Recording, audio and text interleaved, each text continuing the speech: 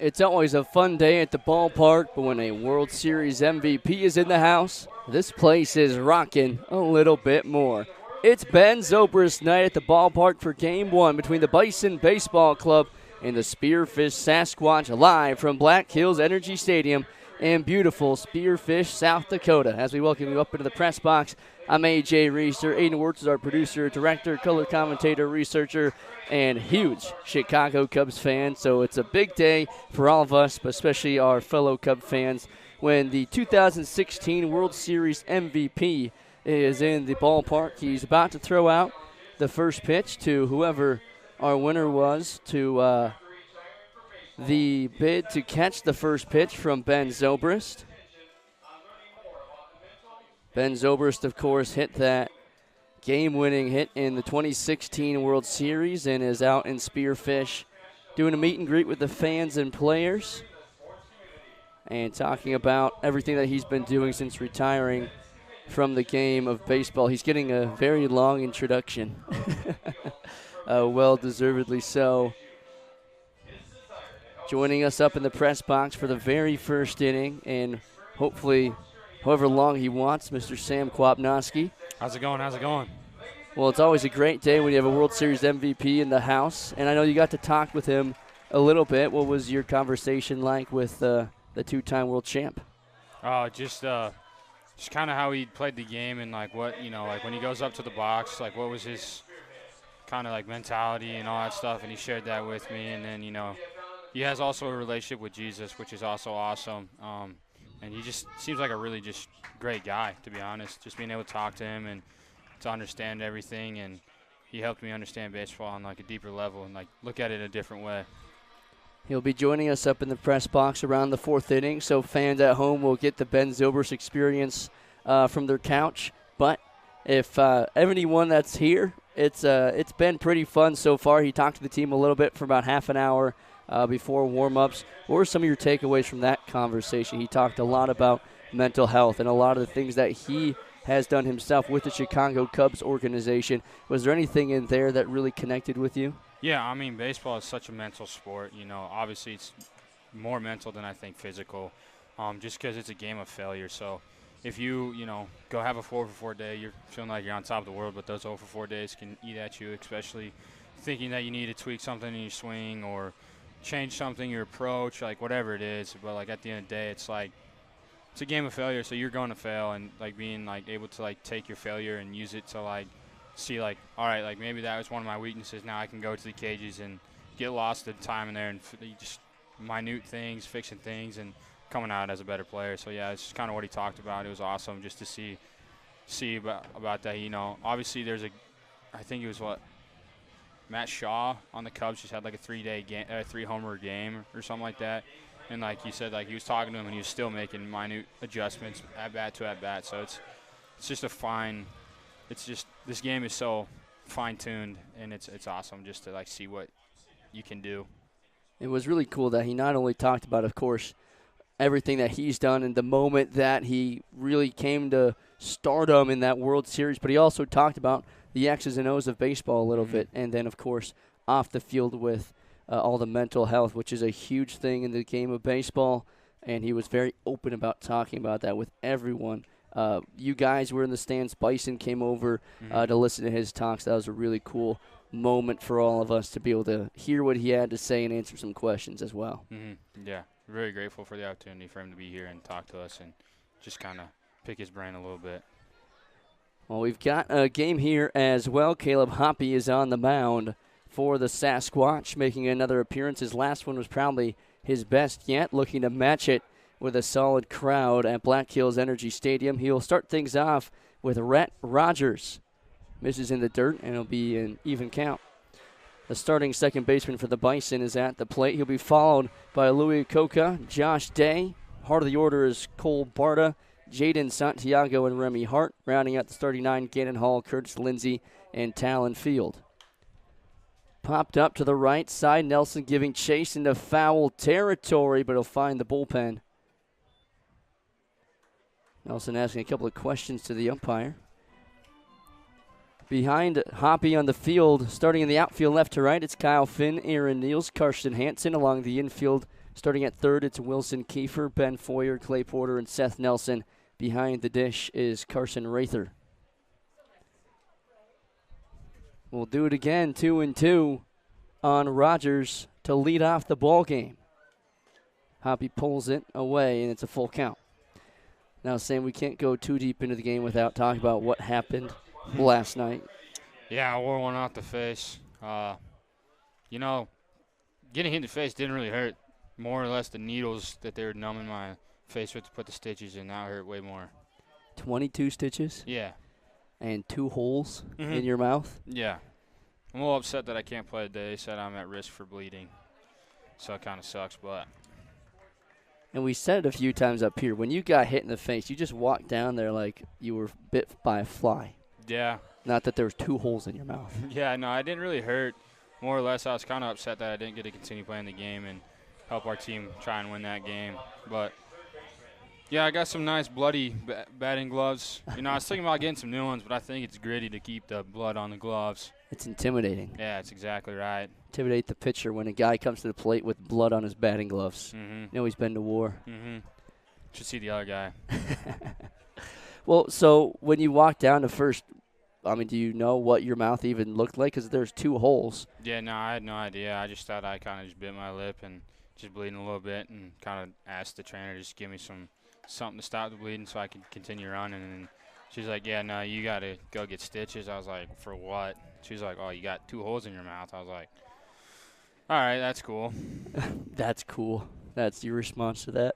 Yeah, no, I was like, well, hopefully I get some sick scars from it so I can tell my kids one day. Absolutely. Yeah, got hit by a baseball in the face. So now, joking with the guys before the game, I was like, nah, you guys better not move out of the way of a baseball ever again. Dang right. Try taking one to the mouth. Hoppe in a 2-1 count. Just misses the bottom of the zone. And no swing. It's 3-1. Yeah, but my host mom made some monkey bread this morning. She also got me some tropical smoothie last night. She actually took me to the ER to get stitches. So, yeah, no, it was a great host family I have, and monkey bread's really good. We need those host families. Oh, yeah. They come in big time, and whether you just need a place to stay or if you need to take someone to the ER, it's a good thing we have those host families. Exactly, yeah. Good thing they were at the game last night and were able to take me. Back-to-back free bases by Hoppy. That'll draw Carson Rather out from behind the dish. We talked about Hoppy's last start, how it was probably one of his best. He threw 4 innings against Plainsman and had a season-high 7 strikeouts to a season-low 2 walks. Allowed just 4 hits, but did not let a run cross home plate. Looking for a similar outcome here, but already in a bit of a jam with 2 on and nobody out. Here's the 3-hole hitter, Josh Day. Day, in just his 4th game this season, hitting .286 with a .444 on base. Has a couple of walks, yet to drive in a run. There's a strike on the outside corner. Now, this Bison ball club's a little bit different than some of the teams we've played already, Sam. Mm-hmm. They've They've only played 4 games. They're an away traveling team. They started their season in the second half, which is really interesting. Yeah, it is. I think they're just a second-half team, if I'm not mistaken. But, yeah, no, it is an interesting ball club. It kind of reminds me of, like, the Plainsmen and the Prospects a little bit, just away traveling teams. And kind of sucks that they don't have a home stadium they can go play at in front of their home crowd. But at the end of the day, they're still playing baseball. So Line drive to left drops in. Rogers around third. He'll hold up. And that will load the bases for the cleanup hitter, Cole Barta.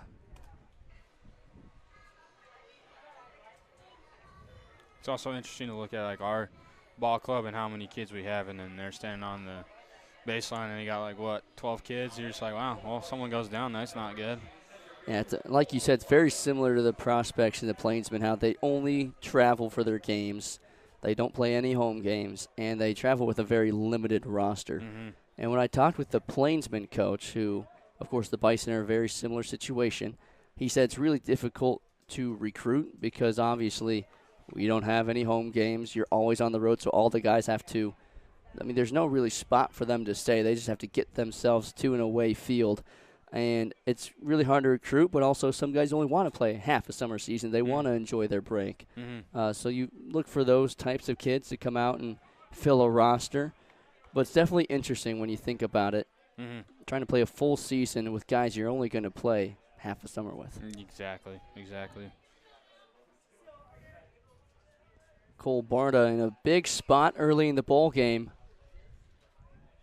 with the bases juiced and nobody out. The 1-0 from Hoppy. Called a strike at the top of the zone. Caleb has a fastball that sits 87 to 89, a curveball, slider, 2-seamer, and a changeup. He appeared in 5 games this last spring at Dakota State University. Through 8 innings, had 8 runs, 7 earned, 4 walks to 6 strikeouts.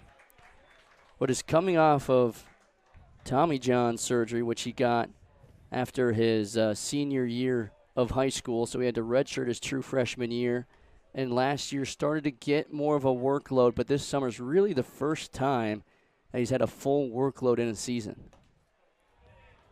And I know he's been here since day one, Quap. Have you gotten to know him a little bit? Yeah, he seems like a really great guy. The few conversations. He actually went to he goes to Dakota State, which one of my junior college buddies went to. His name's Darcy Berry, and so one of our first conversations we had was, hey, do you know Darcy? He's an Australian, and it was funny to talk to him about that because, yeah, Darcy's a really great guy, and so is Caleb. Well, Caleb picks up his first strikeout of the night. It comes in a big spot with the bases loaded, and he's an out closer from limiting damage in this first inning. Now we'll have Jaden Santiago, the starting catcher, making his second appearance of the summer, looking for his first base hit. Breaker misses upstairs. It's also a really funny story of how Caleb even ended up at Dakota State. He wasn't getting recruited very much out of high school, but he went to his cousin's wedding, and one of his cousin's friends happened to be the Dakota State head coach. So his cousin introduced the two of them to each other. Hoppy was invited out to a camp out there, pitched really well, and got a roster spot. That's awesome. Yeah, I didn't even know that. That's actually pretty cool. It's any way you can get onto a team. That's what you got to do sometimes. All right, let's go Carson hose this guy out here. Hanson makes the catch. The throw in from right field is up the line. It'll be a sac fly, and Rogers comes in to score from third. Now, you've hosed a few guys out from right field, but how difficult is it in this time of day, sun's still beating down, to be able to make a play like that, and a pretty tough throw too? Yeah, I mean, those to see the ball now is easier to see the ball later. When it gets dark and the lights come on, anything above the lights is pretty hard to see. So, yeah, no, it's definitely hard when it gets dark at night, just because when it gets above the lights, you just don't see it at all. Especially when that wind or that rainstorm came through. Me and Lucas Torelli were talking about how he caught that ball in center field. He didn't see it till the last second, and it was kind of scary for him because he's like, oh, I almost hit me in the face. He was almost the first guy to get hit in the face. Yeah. Here's Remy Hart with 2 on and 2 down. The Bison strike first in the top of the first after a couple of free bases and a base knock from Josh Day. Now, that monsoon that came through a couple days ago, were you in the field for that game? I can't remember. Yeah, I was in right field, and I go out to play that top of that inning, and we look to our right, and it's just like a wall cloud. I'm like, oh, this is not good. It's not good at all. And, like, you just felt it all, like, you know, it got calm. You looked at the flags there still, and then all of a sudden the wind just started howling out to left field. And then the cold front came in, and I'm like, Trelly, it's about it. It's like on us. And then all of a sudden I feel a few drops, and then after I felt a few drops, wind just picked up, and then it started downpouring. Swing and a miss, and Hoppy picks up another strikeout. It felt like a complete 180 when that wall of clouds, that cold front came through. The wind was blowing out to right, then it went standstill, and it was blowing out to left. It was crazy. But the Bison pick up 1 in the top of the first. Hoppy, a couple of strikeouts to leave 2 on. But the Squatch Bats will have some work when they come to the plate for the first time tonight.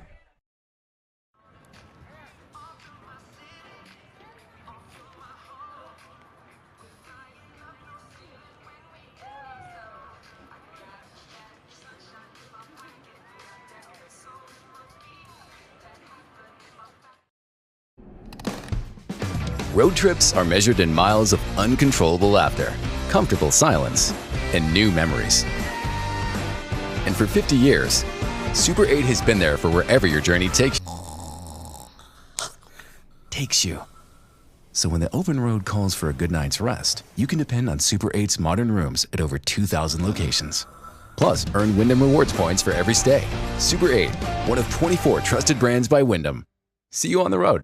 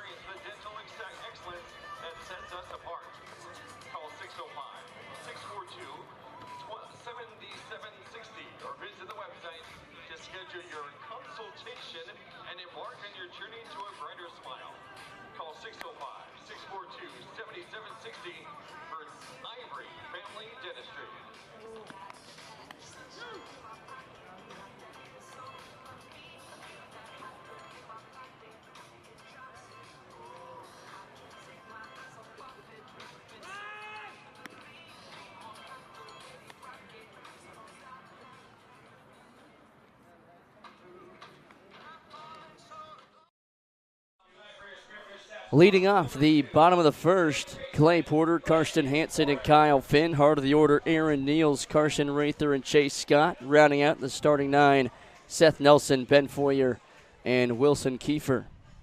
On the mound for the Bison is Noah Knotts. First pitch to Porter. Can't find the outside corner. Defensively for the Bison, and starting in left field, it's Gannon Hall, Cole Barta, and Josh Day. Along the infield, starting at third, is Louis Conca, Talon Field, Rhett Rogers, and Remy Hart. Behind the dish is Jaden Santiago. Porter, a 5'11 senior from Hesperia, California. Attended Cal Poly Pomona this last spring, but is currently in the transfer portal looking for a new home in the fall. Hitting over 300 with a .514 on base percentage. There's a strike from Knotts, and it's 3-1. Now, Clay was a guy that came in a little bit later, and especially with the absence of Peyton Fort, who I know you were really good friends with, Clay has been able to especially take his spot defensively, which was one of the bigger question marks with Fort and Nick Work leaving. What's it been like playing with Clay Porter out there? It's been awesome being able to get to know him and just kind of like just where he came from and just watching him play. It's kind of funny. He told me he plays the out like this last year at Cal Poly. He was a center fielder for him. So when he came here to play the infield for us, it was kind of I was like, oh boy, like what are we gonna get? And then he comes out and makes a lot of great defensive plays. I was like, all right, this is like he's a good infielder, he's a good ball player. So yeah, it's been awesome to have him on the team and get to play alongside of him. Well, his defensive story is really interesting. All through high school and through most of college, he played second base and shortstop, played a little bit of third base, which he wasn't as comfortable with, but can do it as we saw last night. But this last spring at Cal Poly, they moved him to center field just because he wasn't playing as well, and he went off. He was making great plays. I believe his bat started to get hot as well. And his coach at Cal Poly said, you should have been playing center field the whole time. You're great out there. Yeah. I mean, personally, I think if you put him anywhere on the field, he's going to be a ball player and play really well for us. Here's Hanson, who takes upstairs. Karsten limited at-bats this season, but hitting .269 with a .345 on base. A couple of RBIs, has scored 5 times, and does have a double. Yeah, Karsten has been able to put some good swings on baseballs here as of late, finding his stride. It's been awesome to see him get the bat on the ball here and get to know him as well. Well, this outfield is so deep. We have so many guys that you can plug and play in any 3 of the spots, and you all feel so comfortable. Karsten has been kind of that fourth outfielder, but has been getting a lot more at-bats since we've hit the second half, and he's taken advantage of those opportunities really well. Yeah, no, he has. I've been watching him swing, and just for him to find some success here is awesome to see because he's a great person, a great dude to be around and talk with and go get tropical smoothie with after we hit BP. He put me on the peanut butter cup at tropical smoothie. It was the first time ever going, like 4 days ago or something like that, and yeah, I've gone about every day since. Well, we'll take the recommendation. Definitely have to go check it out. Bad influence, going to tropical smoothie. Just kidding. Well, maybe that's where we'll be headed after this ball game. Yeah, highly recommend the peanut butter cup. Well, I don't know if you know this about me, Quap. I'm actually allergic to peanut butter. Oh, I didn't know that. Well, I don't recommend it then. I don't recommend that then. Words, you can go and get it. We'll have him go try the peanut butter cup. It's good. I'll try one of the other flavors and report back. Bahama Mama is what I got told is really good as well. Okay. By Wilson Kiefer. Well, I'll try and take that advice then. Go and try the Bahama Mama. Say that 5 times fast. Yeah, exactly. Can't say it one time. Good. Do you know what's in it? I think it's like strawberry, pineapple, banana. Basically lives up to its name. It's Bahama Mama. Sounds like it. From the Bahamas, you know? Never been there, but. Me neither. But kind of sounds like it'd be something from there. Absolutely. Well, you'll get the experience when you try the Bahama Mama. Exactly. We could do an ad read right now. Exactly. However, I don't know if they're actually sponsors of us. So if they are, thank you. If they're not, think about it. Could be a good spot. Get your banner out in the outfield there. Running out of spots, but, we can always make room. Center field, we're good. Yeah, you don't need a batter's eye. Or just have it green. Exactly. Boom. Geniuses up here. Well, you got the trees as a batter's eye, so it's all good. Well, from what I've heard, when Tristan Algadal pitches, it gets lost above the trees because he's so tall. Yeah, no, he's just a tough dude in general to play, just catch and probably hit off of. Never faced him, and I'm okay if I don't face him. You're glad that he's on your team. Exactly. Well, he had a great outing yesterday, was able to get the win in Game 1 against the Spuds as Finn ropes one to left center for a base hit. Porter's around third. He'll be waved in. Hanson will hold up at third. It's an RBI double for Kyle Finn, and we're tied.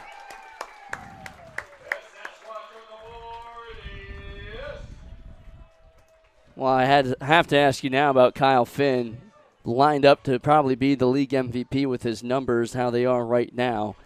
What's it been like watching him swing the bat this summer? It's been awesome. I mean, he's a great dude as well. Very just calm, cool, and collective, and he just handles his business. He goes up to the dish, and you just have a feeling something good's going to happen. You know that the home run that he had 2 games ago, first game of the finishing the doubleheader yesterday, the first game. Yeah, that I was just like, yeah, that's Kyle Finn for you. Like he's an animal at the plate and can really swing it. I mean, all of his home runs before that one were pulled and demolished over the scoreboard in left field. But that one, the ball was so low and outside, most kids probably would have just tried to foul it off. But he somehow got enough of a barrel to drive it over the right field fence. That just speaks for how much power he has in that bat. I mean, we have a lot of kids. Niels ropes it foul down the left field line. Up and down the lineup, we have just probably about everyone can put it over the wall at any time. It's awesome to have that kind of power in your lineup, as well as just hitting doubles and singles, scoring runners and all that stuff. So, yeah. Well, this kid, Aaron Niels, he has been red hot as of recently, hitting .367 this summer, has gotten on base in every game he's played in on a technically 16-game on-base streak, which is how many games he's played. That's awesome, yeah. I mean, Aaron Niels is another guy that can put the ball out of the yard at any time. He's got a really good swing. He's got a really good approach at the dish, and so, yeah, that doesn't surprise me one bit. Has 1 home run, a triple, and 5 doubles on the year, 13 runs driven in. Has a couple more on the base paths right now, and he takes a breaker that finds the outside corner. It'll be a full count on the starting center fielder. Last summer, played for the Boy County Bombers, and he lifts one high and deep to left center, but it'll be caught by Gannon Hall. Hanson tags up from third and comes in to score. It's a sac fly for Aaron Niels as he picks up an RBI. That one, I thought that one had a chance to get over the fence there. Gave it a ride, but just underneath it, and that will be the first out. Here is Carson Rather, the starting catcher tonight. It's been a 2-headed monster since Gio Mastrosa left and Jayton Greer fractured his collarbone. Again, hoping that Jayton is recovering well back home and getting ready for his first season at the University of San Diego. But it's been interesting going back to 2 catchers with Rather and Mastrosa. How's it been down the dugout trying to balance the 2 of them? I know you're not down the bullpen as much, but have you been able to notice the juggling act that's been going on with just 2 catchers? Yeah, I mean, it's definitely obviously it's better for the catchers because they're playing every other game now and getting the at-bats they want. But it definitely is a little difficult because, you know, you have one catching the game and then they're considered off days now, catching bullpens and warming guys up, so they don't really get a true off day. So that definitely kind of probably plays a big role in them we're trying to recover and get up on top of things. But, I mean, both Owen and Carson are great, phenomenal people. They love the game and are really good at catching, so I think they don't mind it one bit. They love playing every day. If they had their way, they would play every day. Exactly.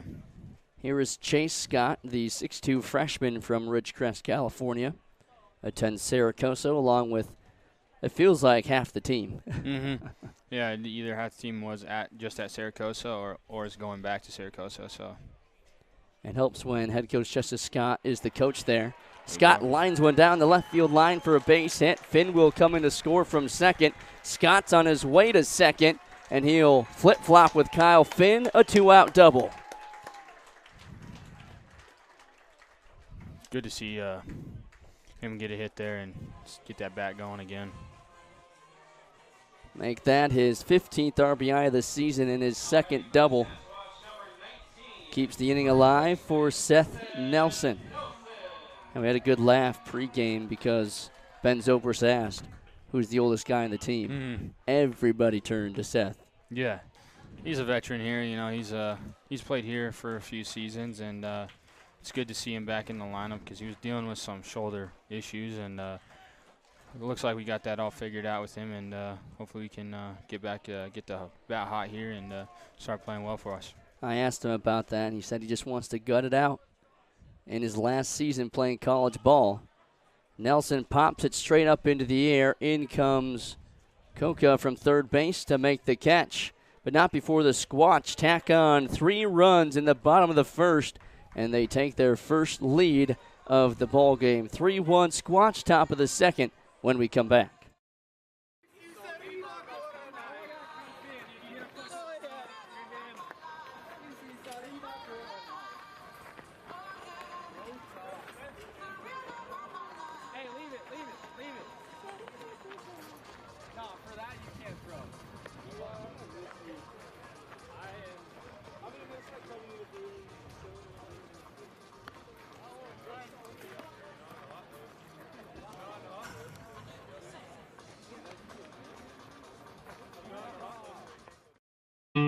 My favorite thing about Macero's, it's the staff. The culture is unlike anything I've ever experienced. Spot On has greatly reduced the time our managers spend on scheduling. The biggest advantage is its tip management. At a touch of a button, it instantly allocates tip pooling and tip splitting. Our employees love it that as soon as we've done the tip distribution, they can see what they made yesterday. It's real straightforward.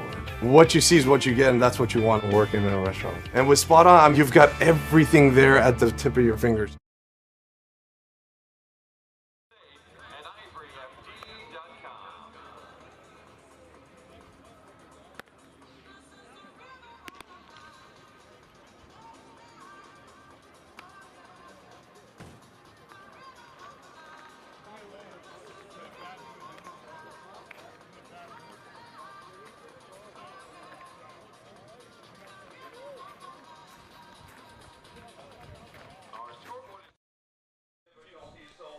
Three-one Squatch, top of the second.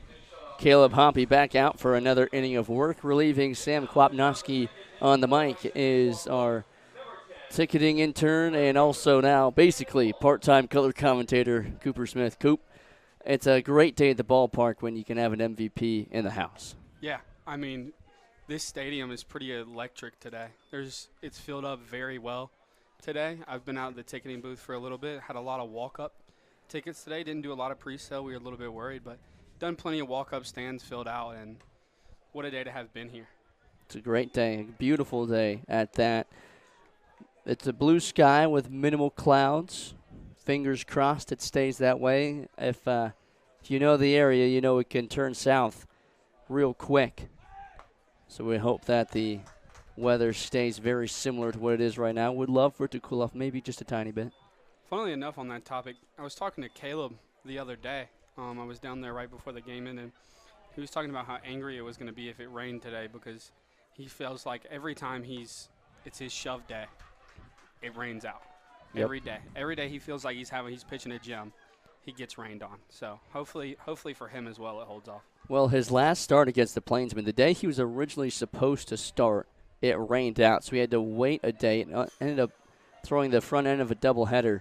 And he had his best start, went 4 innings and had a season-high 7 strikeouts and a season-low 2 walks. So, if you take that into consideration, I'm not going to say it, but it worked out for him. It did work out for him. And I think this is going to be a guy that steps up for us down the stretch, especially with Furry leaving coming up here soon. I think he could be a guy that, I think we don't really have an ace. You know what I mean? We don't really have a guy that's going to go out, going to be a guaranteed playoff game 1 starter. So I think we're still searching for that. So I think Caleb could be a guy that's in the hunt to be that first guy to pitch the first game of the playoffs. Well, Evan Luke was the designated ace at the beginning of the year, and he was fantastic. But dealing with an injury on his right elbow, he had to go home and going to get that checked out. But outside of that, it's been Caleb Hoppy and Will Furry. Tristan Algadal has been a starter as well. But in conversations with some of the players and the coaches, it sounds like Luis De Los Santos is going to get some opportunities to start, as well as Mitchell Hamrock, who threw a phenomenal inning last night in Game 2. Yeah, I think Luis is going to be a big one that could surprise a lot of people. Came in over halfway through this season. Hasn't got a ton of innings of work. I think just 3 outs, just 1 inning of work. Went down 1, 2, 3. I think he could be a guy, if he gets some reps in, could be absolutely huge for us down the stretch, especially starting. And he's probably one of those wild cards in Scott's back pocket because he does go to Saracoso. So Scott knows exactly what he has to offer.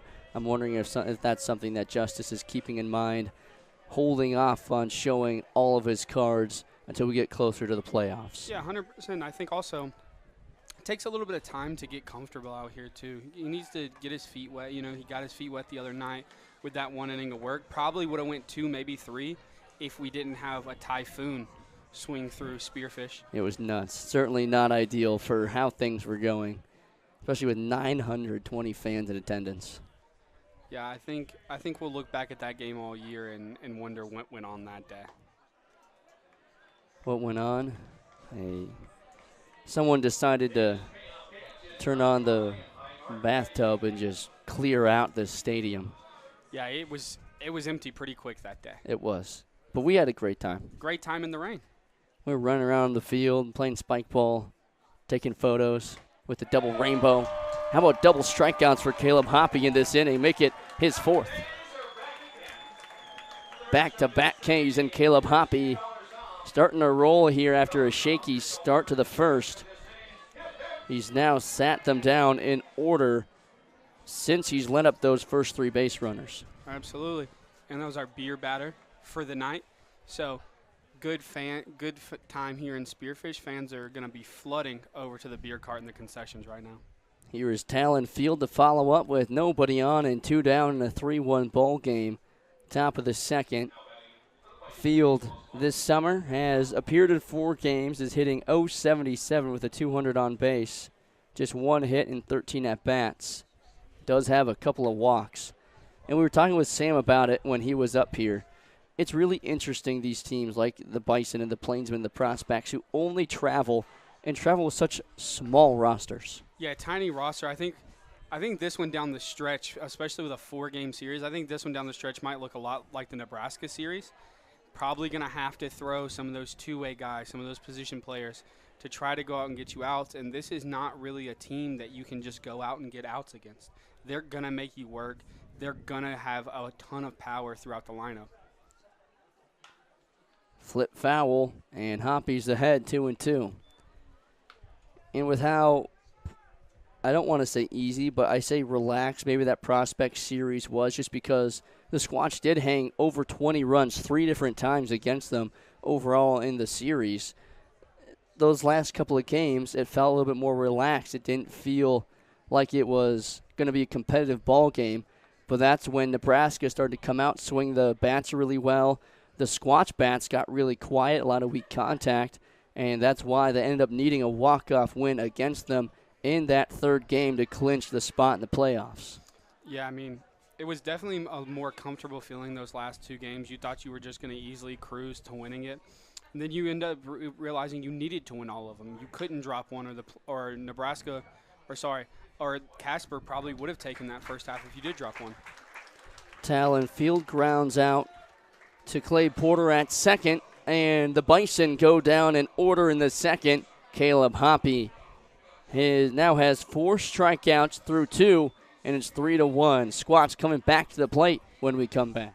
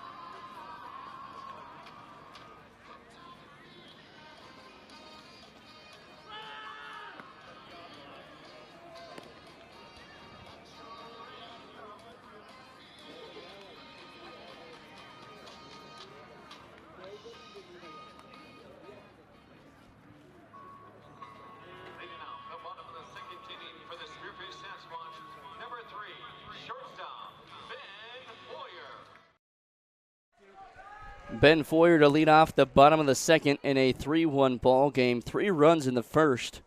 Clay Porter came in to score after he walked. Carson Hansen came in to score after he walked. And Kyle Finn drove in a run on a double. Aaron Neals had the other RBI on a sac fly to left. Ben Foyer takes a breaker inside, and it's 1-1. The 5'10" sophomore from Houston, Texas, attends Southwestern University. Started in all 40 games this last spring. Popped up to shallow left. Field is out there. He'll make the catch. Yeah, Ben is an absolute stud. Gets out there, but just shows up every day ready to work, has a good positive attitude every day as well. So, he just gets out there, and I enjoy it. He's one of those guys that just love the game of baseball. And I asked him, because he went over to talk to Ben Zobrist a little bit before the game, and I ran into him and Diego walking back, and I said, what'd you guys talk about?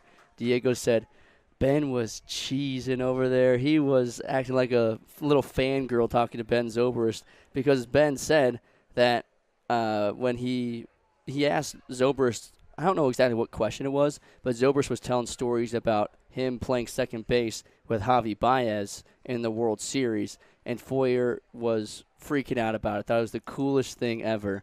And whenever you talk to Foyer, he's been getting a really good bat these last few weeks, but he loves defense. He is, as good as he is with the bat, he's a defense-first shortstop. And to hear that from a guy who's played with arguably one of the most electric shortstops we've ever seen in the game of baseball, he was fangirling the heck out of that moment. Yeah, especially Javi Baez was one of the best defensive shortstops we've ever seen for sure in the league. And so I think just being able to bounce off that and just kind of trying to get what that feeling was like had to hype him up, especially coming from a guy who loves the game of baseball, loves to play defense, loves that position. So I think that was pretty electric for Ben today. But Ben gave us a good talk today before the game. Ground ball up the middle, bobbled by the shortstop. Field recovers, throws to first in time. Yeah, but Ben was talking to everyone before the game. The Bison got in a little bit late, but they caught the end of the talk today. It was very nice for him to come do that. I didn't think he was going to be talking to all of us, but learned some cool things today. And a lot of it was about baseball, but a lot of it you could also take into real life, some of the things that he was talking about. So it was really cool to get a true professional's perspective on life outside of the game as well. I think that's going to be one of the biggest questions that when he comes up here we're going to talk about, because with the Chicago Cubs, he now works on the mental health side of things, with the mental part of the game. And that's something that he himself has learned a lot about ever since taking over that role with the Cubs.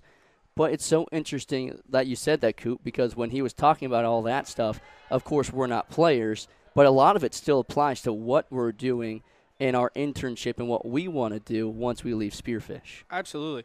I think there was really one thing that stuck with me, and it was about how we all need to just take time for ourselves. I think that's definitely one thing that. Hard shot to the shortstop field. He fields it and makes the play.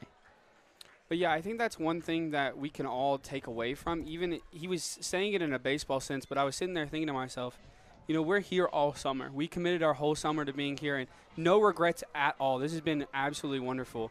But I think just taking a second when I get back and just giving myself a little breather before we start school back and get back underway, especially going into my senior year, I think that's one thing that really stuck with me from that. It's so fun to see the parallels between baseball and life, and that is what we are getting today and this entire summer. The Squatch go down in order in the second. Caleb Hoppy back on the mound when we come back. So surprising. So untamed. So much historical fame. So much to see, hear, smell, taste, enjoy. So pack your bags. Hit the road. Strike gold. Deadwood is waiting. There's so much South Dakota, so little time.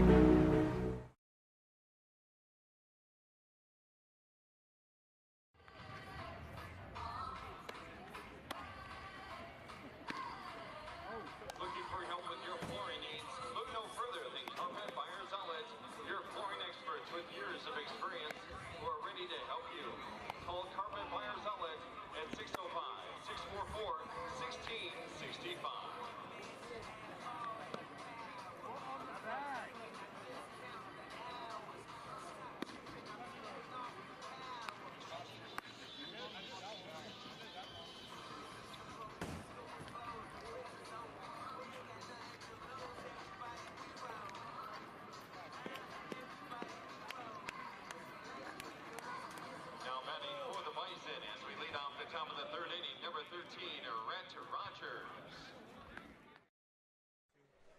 Rhett Rogers to lead off the top of the third. He walked and scored his first time up. He is the leadoff batter for the Bison.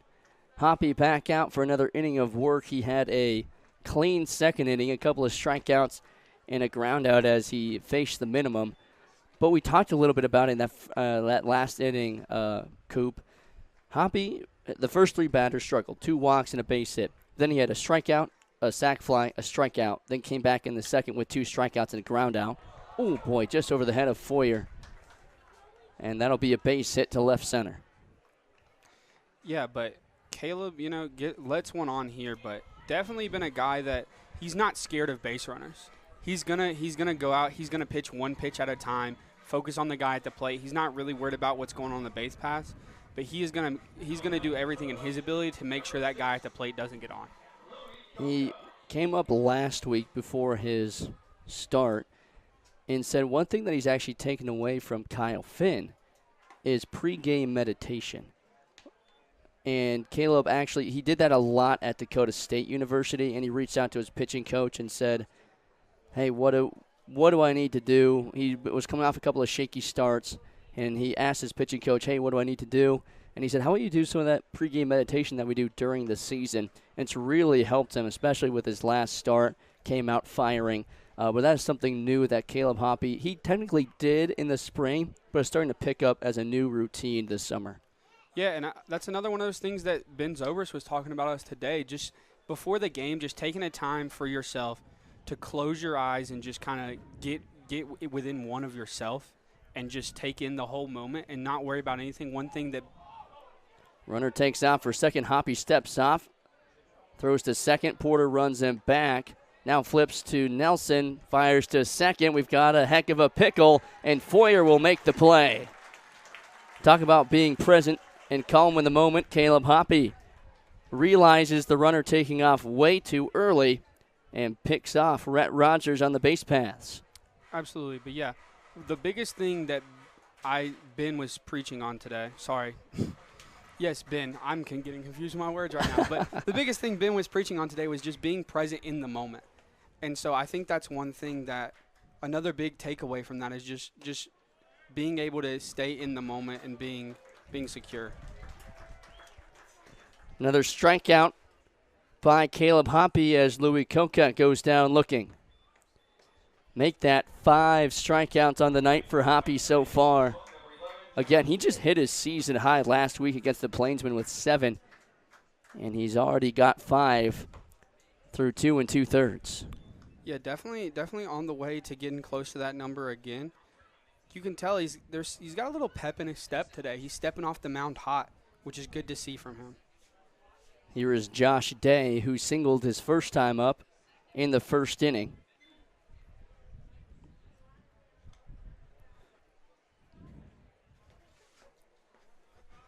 Going back to Rhett Ryder right quick, that might have to be an all-name team nomination. Yeah.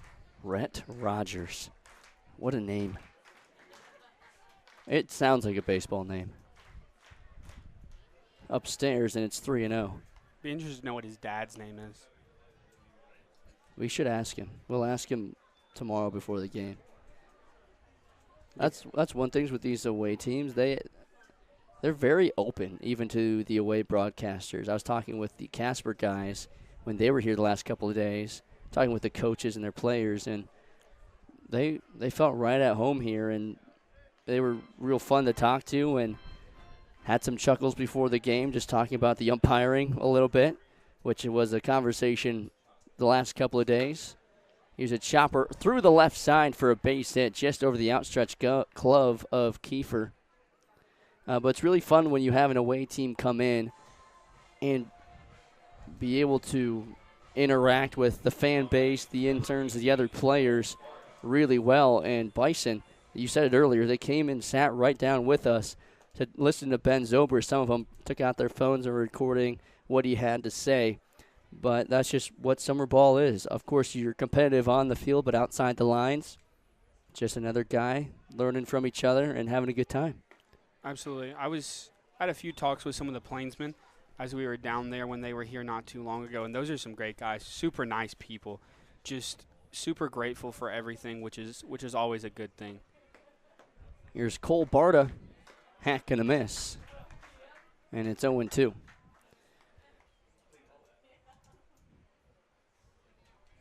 Hoppy trying to strand a runner on base and get out unscathed. Good block by Rather.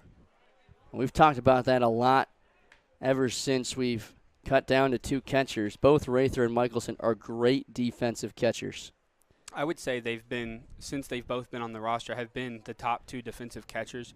I would say Gio definitely had him with the bat before he left. Gio was swinging a hot bat, but those 2 behind the plate is fun to watch.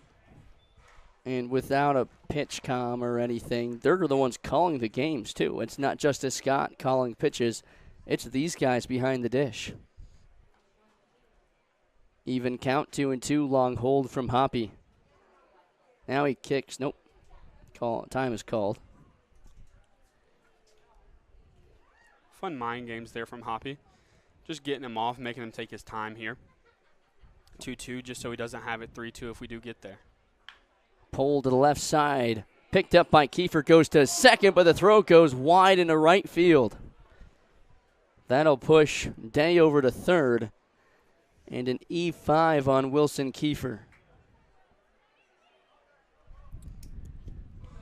Tried to go the short way, but ended up throwing it away. I think one thing that put him off there was that Clay was not quite to second there. And so I think he was trying to give it a little bit more loft and just kind of overthrew him. That'll bring up Jaden Santiago. The inning still alive for Bison. Runners on the corners and 2 down.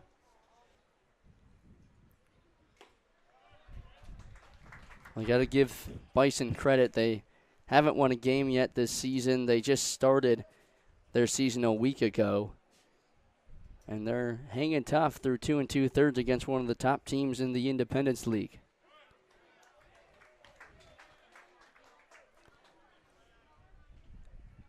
That's something these guys know walking in here to Spearfish. Know you're going against the top team in the league and just. Tapper back to the mound. Hoppy picks it up and flips it to first for the final out. Yeah, just they know that coming in here. They know they're coming in to play the best team in the league. So probably just come out here, have fun, swing the bats well, and just I think if this is your score going into the next few innings, I think they got to feel good about where they're sitting. It's 3-1, but the Squatch are coming back to the plate in the bottom of the third.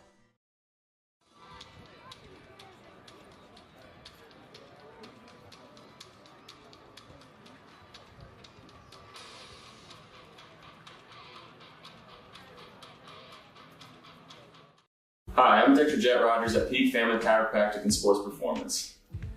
We all take different paths in life. That's why we utilize multiple different treatments here at Peak.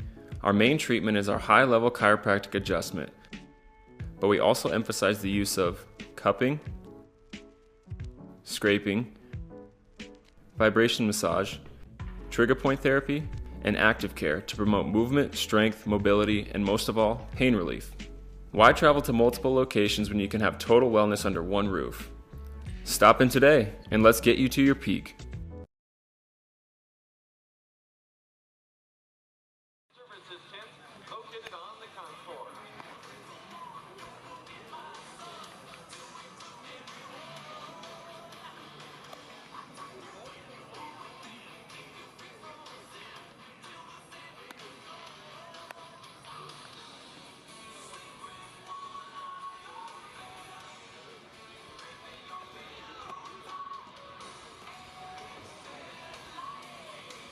Looking for help with your flooring needs?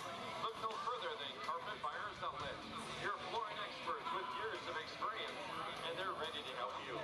Call Carpet Buyers Outlet at 605-644-1665.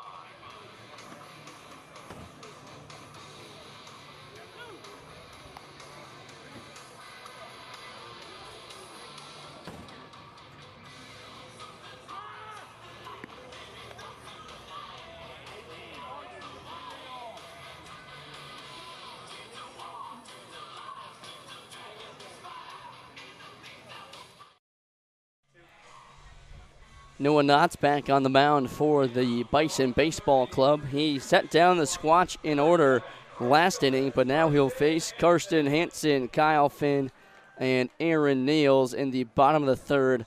Squatch leading by 2.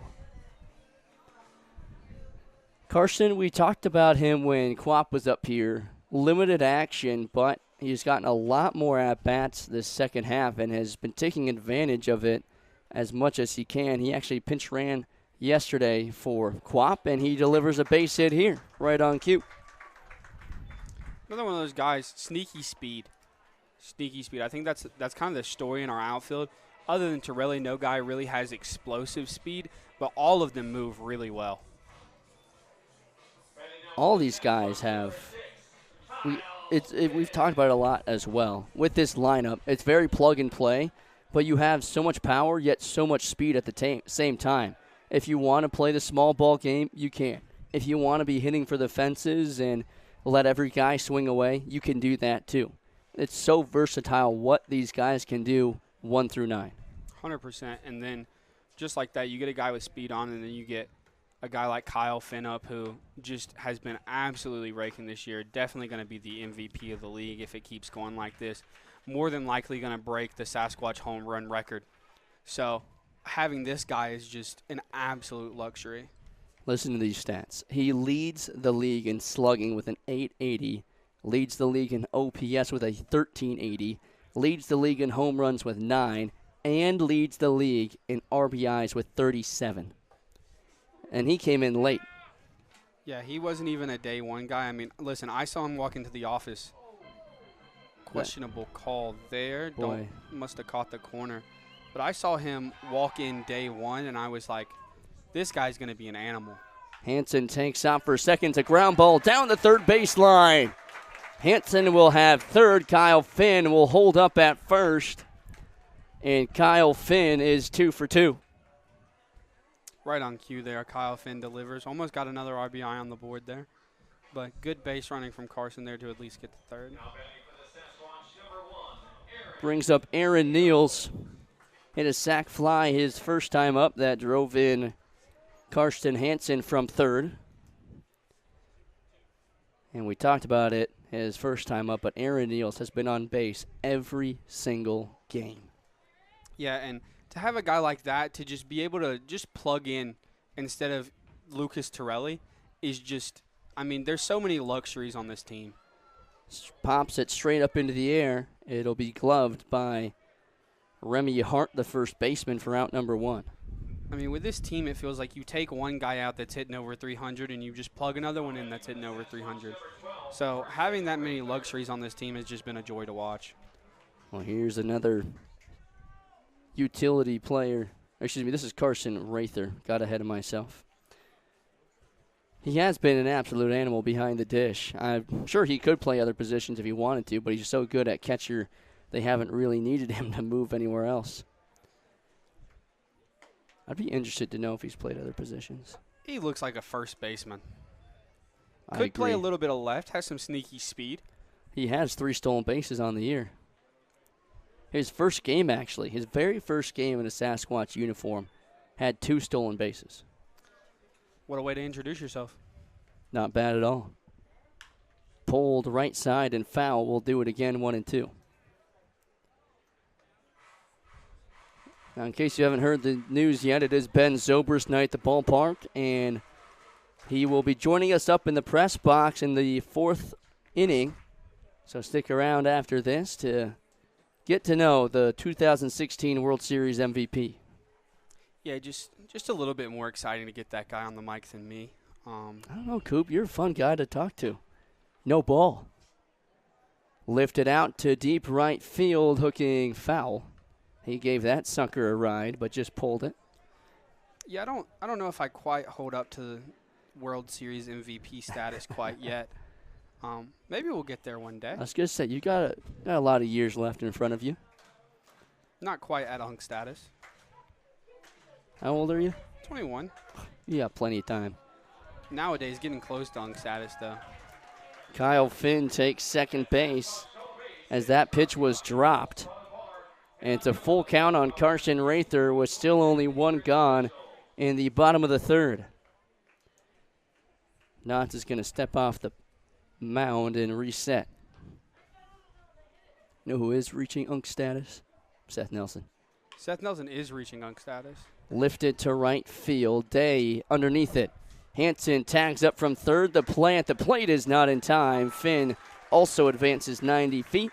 A sacrifice fly for Carson Rather, and the Squatch have a 4-1 lead. I'm sure Seth gets a few unk shouts from the team. He did before the game. Ben Zobrist called him out. Yeah. First question he asked, who's the oldest on the team? Not a head turn to anyone else other than Seth. He finished up his final year of collegiate eligibility this last spring at Lewis and Clark University. Is 25 years old. Is actually older than assistant coach Matt Gonzalez, who just turned 23 about a couple weeks ago. Yeah, NAIA ball is an interesting thing nowadays. Go to an NAIA school myself. We had a few 24-year-olds on the team last year, so probably about at the same spot as Seth right now. I think one of them actually did go play some summer ball this year. Ground ball to short. Ball's in the dirt and gets away. Finn comes in to score. Scott's on his way to second, and the inning stays alive. That was good heads-up base running there by Chase.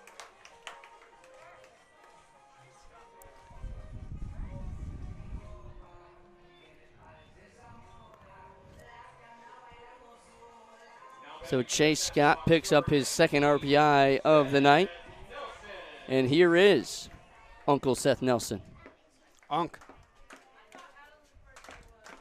In his third year in Spearfish, knows that this is his last collegiate baseball season. And he said that at the beginning of the year, he said, don't really care about the numbers, just want to be a role model for the guys and just tell them and show them how to play ball.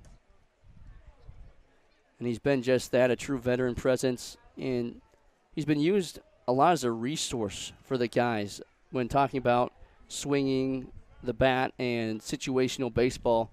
And I've talked with Seth myself quite a bit about situational baseball. He's a really smart guy when it comes to hunting pitches and knowing situational baseball. Now he's just trying to get his bat hot and continue to help out this team as they get ready for a playoff run. Slow roller up the third base line. Coca has to pick it up, and now they have Scott between second and third in a pickle. Nelson an infield single, but Scott will be tagged out on the base paths as he was trying to advance 90 feet, and that will end the inning. The Squatch pick up a couple of runs, and they lead it 5-1. Top of the fourth when we come back.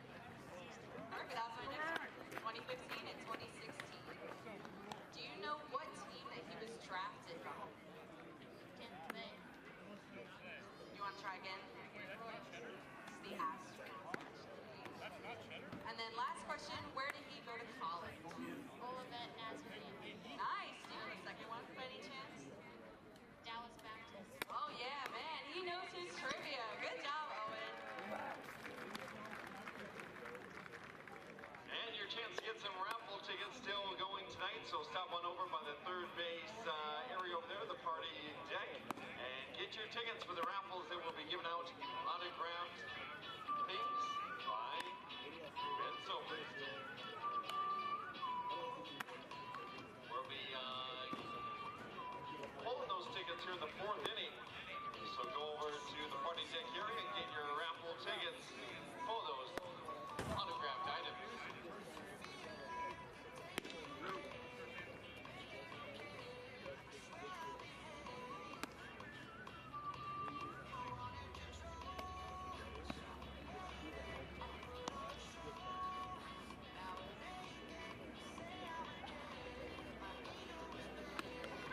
Top of the fourth inning for the Bison Baseball Club is number 22, first baseman. Remy Hart to lead off the top of the fourth in a 5-1 ball game. The Squatch picked up a couple more runs in the bottom of the third, but Caleb Hoppy will head out to the mound for another inning of work. Through 3 innings, he's picked up 5 strikeouts and has allowed just 1 run on 3 hits.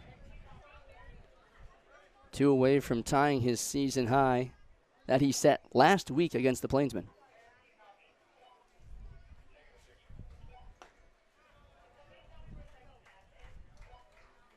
Remy Hart today is 0 for 1 with a punch-out.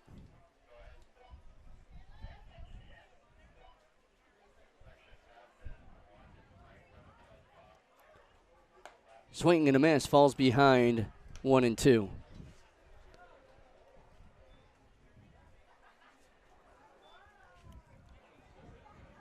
Scoreboard's a little bit delayed. There it goes.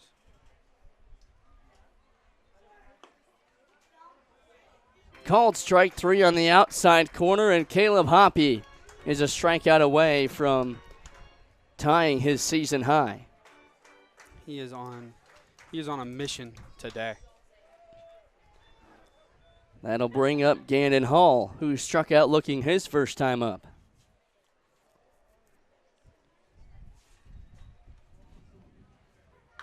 Ground ball left side, but foul. It's been really fun to see Hoppy have a bounce-back season like this. He pitched a little bit at the varsity level last year at Dakota State, but was recovering from Tommy John that he's had to get after a senior year of high school. And he said in the first week down in Hastings when he started game 2 that was his first start since high school. Yeah, I mean, super impressive to come out, have summer ball be your first start. I think that's a good way to get the rust off, get adjusted. So I think it's going to be he's going to be fun to watch, especially next year at Dakota State. I think he's definitely going to get some reps there.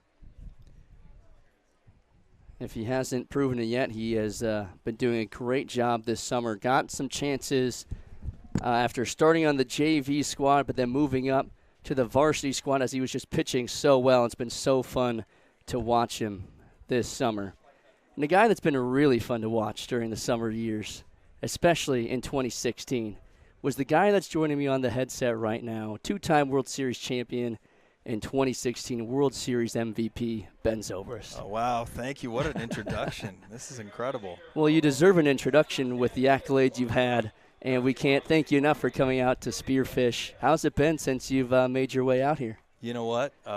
Best team, town, and mascot in all of baseball right here, Spearfish Sasquatch. I was super excited when I just found that out, right?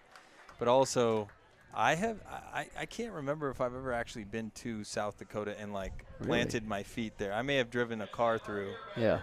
But to be here, I love the atmosphere, love the hills, the Black Hills, and you know, the wide open spaces. But man, the people have been really kind too. Love it.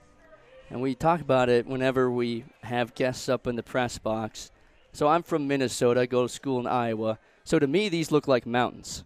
Oh, yeah. So we call them mountain hills because to me, those are a lot bigger than hills. Fly ball to the left, they'll drop in. I would have to agree, being from Illinois. This is much bigger than anything I saw growing up. So, yeah, these are mountains to me. Have you been able to do a little sightseeing yet in Spearfish? Not yet. The plan is tomorrow. So if you want to try to catch me, I might be at Mount Rushmore. There you go. I'm either going there or Spearfish Canyon. Both really good spots. I heard. Hopefully Spearfish Canyon is cleared up. That's double play ball. No. Oh, there's 2 outs. Okay, sorry. Porter not will paying make the that catch. close of attention. All good. Clay Porter makes the final out, and Caleb Hoppy has another scoreless inning. It's 5-1. Don't go anywhere. We've got a full interview with Ben Zobrist coming your way right after this.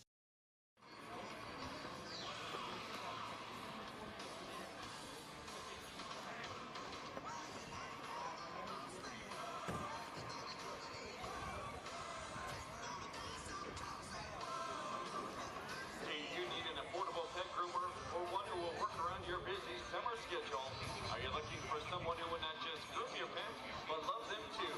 And Genie's Pet Grooming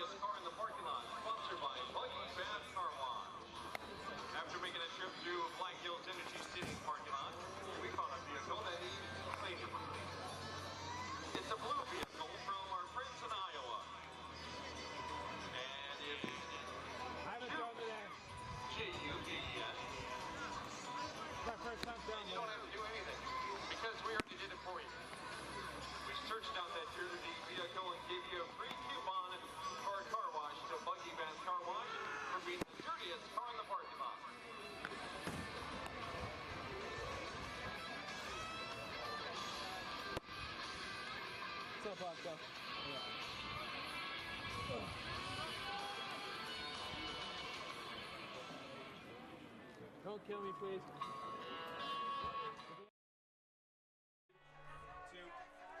Welcome back to Black Hills Energy Stadium, and up in the press box we have 2016 World Series MVP Ben Zobrist. Now, Zobrist, I got to ask, you have your World Series ring on, but it's a replica. It's a replica of it. I got to be careful when I'm flying places. I'm a little nervous of taking it, but this is it's got my name and number. It still looks exactly like the other one, so.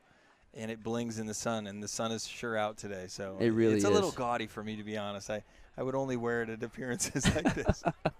So was that something that you got right away when you got your World Series ring, or is it something that you got down the road? It came down the road. I found out that when they started making some replicas, it happened to be my name and number. And there was actually one time where somebody was trying to sell, saying that it was the actual one. Oh. Because some of the replicas that were made had my name and number on them. So I'm like, well, that works for me. But then the problem is if they think that it's my actual ring, So it wasn't, thankfully. I've got that one in the safe. But when I heard that, my agent called and said, hey, you still have your ring, right? I'm like, I'm pretty sure. I sure hope so. I went back to the safe and looked. I'm like, yep, it's there. It's still there. It's still safe and locked up. Yeah. Somebody didn't steal it in the middle of the night and take it and put it on the black market.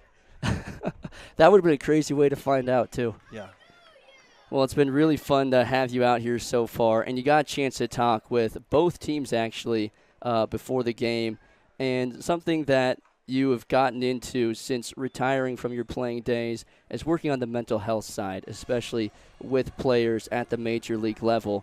And we couldn't help but talk about it afterwards, how much that applies not just to the players on the field, but for just life in general. How fun has it been for you to enter that different stage of your career? Well, it's extremely fulfilling. I mean, I think we all deal with, before we knew it was mental health, we dealt with stress, right? We called it stress, and if it was really stressful, then it was, you start having some anxiety around it. I had a couple of times during my career where I was anxious and depressed. And one time, actually, it's surprising to people, but was right after the World Series when we won, because it was a super, super high, and then I had a lot of expectation on me after that. And it really just felt very heavy, even though it was all good stuff, right? And so one of the things I learned after I retired, I went into some mental health organizations and just got on their board and started learning about what the issues are right now and how I could help out. And I just realized, it's not what everybody else thinks should be trauma for you. It's what you're experiencing, right? And so just because these guys are young and healthy, great play by the third baseman, by the way. And a good pick on the back end as well.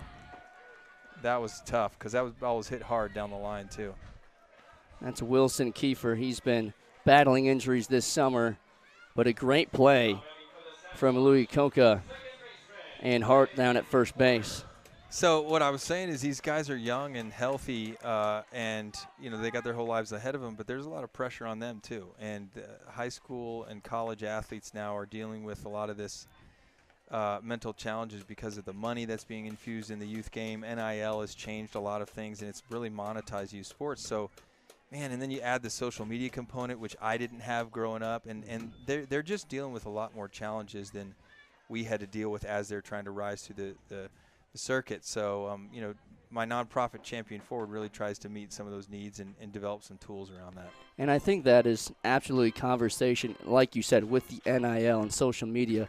There are 16, 17, 18-year-olds that are being treated like professional athletes that have to be asked a lot of those harder questions, that are going through a lot more of that spotlight stuff that you yourself went through after the World Series and, of course, your major league career. So I think it's really cool to hear that someone like yourself is going out there and helping these kids find that way to find stress or find relief in the stress and find relief in all the spotlights that they're being put under. Well, that's the most fulfilling thing once you get beyond the game. You love to play the game, but then to stay around it and find a way to support the players that are still in it in ways that are really needed is a really fulfilling thing to do, right? So, I mean, even all the support staff around this team, it's really fulfilling when you see it all come together and you see smiling people enjoying it in the community. you see the players getting a chance to showcase what their abilities are and try to get to the next level. And that's what we love about sports. It's a little bit of a crucible for the players to learn about themselves and figure out how good they can be down the road. But it's for the rest of us, it's entertainment. We get a chance to watch these guys. It's been really entertaining this summer to watch this team. Border flies out to center as the bobble catch is made by Cole Borda, and that will end the bottom of the fourth. Still 5-1. Squatch have the lead going into the fifth inning. We'll stay here in the break. Now, obviously, we can't have you up here and not ask about the World Series. I mean, being in that situation, it's a kid's dream. Let's talk about it, yeah. What was that moment like when you do it? I got to play in 3 different World Series, right? And the first time was with Tampa Bay and Philly. We lost in 5 games, and I started one of the games. I came in and pinch hit in the last inning of the last game, and really was nervous about making the last out. You know, thankfully I didn't. I made the second to last out. But, you know, when you fail in those situations, you feel – and I had a lot of playoff games where I failed too. And then I got some chances later in my career with Kansas City in 2015 and then Chicago with 2016 to win and see what that feels like at the end of it all. And I was part of great teams. Whenever you're a part of a team like that, both of those teams, just being in that atmosphere and seeing how all the links of the team come together and seeing how functional that environment is when you've been on some tougher teams at times, that's what you really enjoy. The whole season feels fun because you're winning a lot more than you're losing. And you know, when I won with Kansas City, it was, okay, I've won a World Series, now what? Yeah. And then it's like, well, why not try to win the 108-year one that hasn't, just hasn't teed been up, won. right? Yeah. and Joe Madden was there, who was my former manager in Tampa Bay. So I was like, now it's a chance to win one with Joe and bring it to the city of Chicago, which happens to be Illinois is my home state. So I got to go 2.5 hours away from home, and boy, what a ride that was. And you've had a lot of those. It feels like full circle moments for you, and I know the story's been told quite a bit where you weren't drafted out of high school, you weren't getting looked at by a lot of colleges, you went to a tryout, made the team, and just continued to fight your way through baseball. And for a lot of guys, and even guys on this team right now who it feels like they've hit so many roadblocks, and for a lot of guys, they have people in their ears saying, it's time to go and join the real world, go get a real job. Why for you did you continue to push through and fight your way to the big leagues? Why did you never decide to hang it up? You know, I really, to be honest, there were times where I thought maybe I would, but it wasn't like after high school, because I didn't have an opportunity. It was the people around me that, like my high school coach who believed in me, who said, hey, I think you should go to this scout day over here. And then it was the college coach that saw me there that said, hey, why don't you come over here to our school? And then it was the guy that drafted me out of Houston. And then it was Rusty Pendergrass, is his name. And then there's, gosh, I mean, I could go down the line and all the people, when you feel like maybe it's the end of the road, the people that plug into you and say, here's what you need to do next. Here's what I would do if I were you. When they see the light in you, and then they give you that encouragement, man, that means the world, right? And I think that I've always had people doing that in my life. So I can't take credit for picking myself up. I think I had a lot of other people that did that for me. Well, it certainly helps when you have those people in your corner, and I can tell you right now, there's a lot of kids on this field right now that have had those moments where maybe it is time to hang it up, but they have people in their corner that tell him to come back out for one more season. We've talked about Seth Nelson. He's 25 years old, playing his last collegiate summer season, and he thought about becoming a coach this summer, hanging it up and calling it quits. But he had people in his corner, his coaches, including Justice Scott, who's in the dugout right now, say, we'd love to have you come out for one more season. Yeah. Whether it's because of your bat or just your leadership, and it's been a great summer. And, of course, now, for Spearfish, this is the first time that this team has won the first half in program history. So it's really worked out for these guys.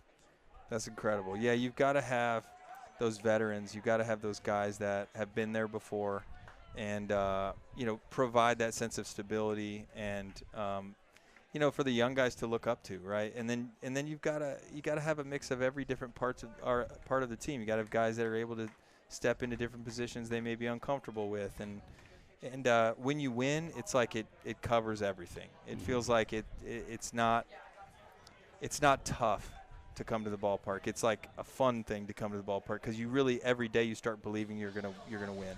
Well, you were a guy that had to step into a lot of different positions as well. You played, I want to say, almost every single position on the field. And I know in high school you were primarily a shortstop and a pitcher. But when did you start to move around and learn all these different positions and play them at the highest level? Well, I did it a little bit in college from going, I did pitch some in college and played some shortstop and second. But it was in Tampa Bay when I had kind of failed with the bat a little bit, and they were bouncing me up and down between AAA and the big leagues, and I really had to figure out if I was a big league hitter or not. Mm-hmm. And Joe came to me before spring training. He called me up. He said, "Hey, Zoe, I want you to bring an outfield glove. I want you to bring a first base glove. I want you, if you need a different glove for third base, I want you to bring that. Who knows? We might even throw you behind the dish. I don't know." He said, "But just be ready." He said, "I think that's your best chance to get in the lineup, to get some at-bats." And he knew that that's what needed to happen eventually. And I said, okay, if that's what gives me the opportunity to hit at that level and maybe gets me more chances in the big leagues, that's the name of the game. How can I help this big league club? And they said, this is how you do it. And I said, all right, let's give it a shot. And yet, was I uncomfortable? Of course I was. You have to be willing to get uncomfortable, step into situations that you aren't the most confident in, and get there.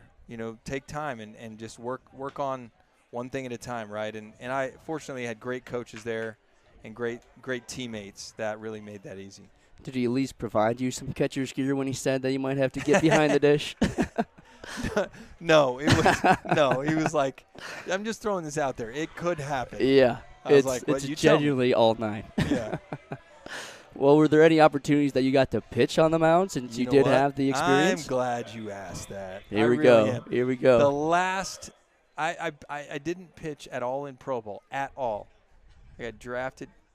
I feel like I'm talking and we're not even, you don't even know what's happening in the game. So. It's all good. But there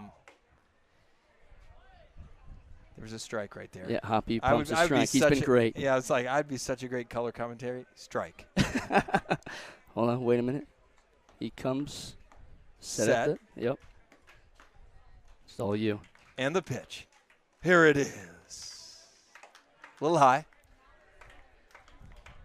To number 18, who is. Hold on, let me flip the page for you. Okay. Hold on. I've even been bad. Here you go. If you can read it. It's Cole Barta. I'm glad my handwriting's good enough for you to read. Where was I? What was I talking about? Pitching. Oh yeah. So I pitched a little bit in college, got drafted, never pitched at all. Last game of my career. Wow. 2019, we were out of the playoffs. Joe took all the starters out of the game in the fifth because we were getting boat raced. It was like 11-2 or something like that. And Joe's like, he knew it could be my last game. He came and he said, "Hey, what do you want to do?" And I was like, "I'm staying in this game." Mm-hmm. I said, "Wherever you need me." I said, "But when we get to the bottom of the eighth, it was in St. Louis against the Cardinals. We get to the bottom of the eighth, I want it. I want the mound." And he's like, "All right, you got it." And then like an inning later, he's like, "I'll get somebody ready." Just in case. I'll get somebody ready. And I was like, no. Oh, here we go. Aiden Wirtz, our producer, director, part-time color commentator, and researcher. Yeah. He pulled it up for us. I walked a couple guys. Then I got Marcell Ozuna to pop up. Edmund had lined out. And then we get to Yachty. Wow. Yachty Molina. You got Yachty Molina to strike out. Him out on the changeup below the hitting speed. Wow. Right, and he just stood there, hands on the hips, shook his head like, I can't believe this. And that was the last thing I did on a Major League field. So I was like, a future Hall of Famer. Exactly. Future Hall of Famer. Struck him out. All the pitchers rolled their eyes. And, I ride off into the sunset. There's no better way to ride off into the sunset. I mean, where's that rank in your moments? That's got to be pretty high. Up there. I was like, wow, I can't believe that just happened. So it was definitely a fun way to go out. Well, I guess now you're on a short list of guys who struck out Yachty or Molina. I am. You know what? He was tough to strike out during his career. He was fantastic. Here's the high fly ball to right center, giving chases. Hanson, it's over his head. One run comes in to score. Another is right behind him.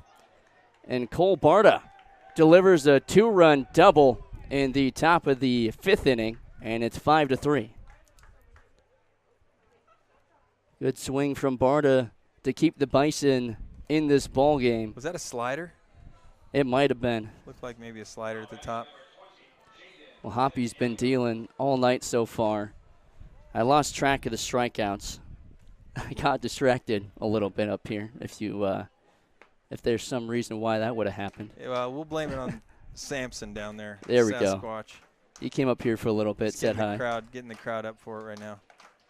I mean, have you ever seen a mascot with that much hair on its head? You know what? There's a lot of different hair on mascots around the league. It looks. I feel like he should ride in on a Harley. Now we're talking. Can we do Eric's that with listening. Samson? Eric's listening. Can we I do think that might be next on the budget. I feel like he just needs a little bit. Maybe put some Harley boots on him, and there we go. And some of those finger gloves. Fingerless gloves. Have him rip up the outfield before the game starts. Oh man. Okay, maybe not that. We need the outfield. As long as we're coming up with ideas. He can stay in the dirt. Go around the bases once. There we go. He needs to get one of those side bys as well, so he can take sidecar. Yeah, like a sidecar, so we can get a fan out there. Get a fan out there. Then you're making some money off of it. There you go. That's See? that's the marketing. Look, now he's liking it. Marketing genius there. Then you can have a logo on the side. Yeah,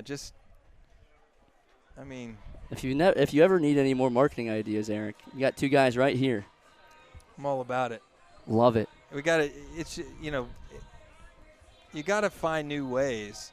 I mean, the banana ball thing is real, right? Yeah, it's real. I'm going to be honest. I don't love the competitive side because I'm like, is it really a competition when you kind of have to,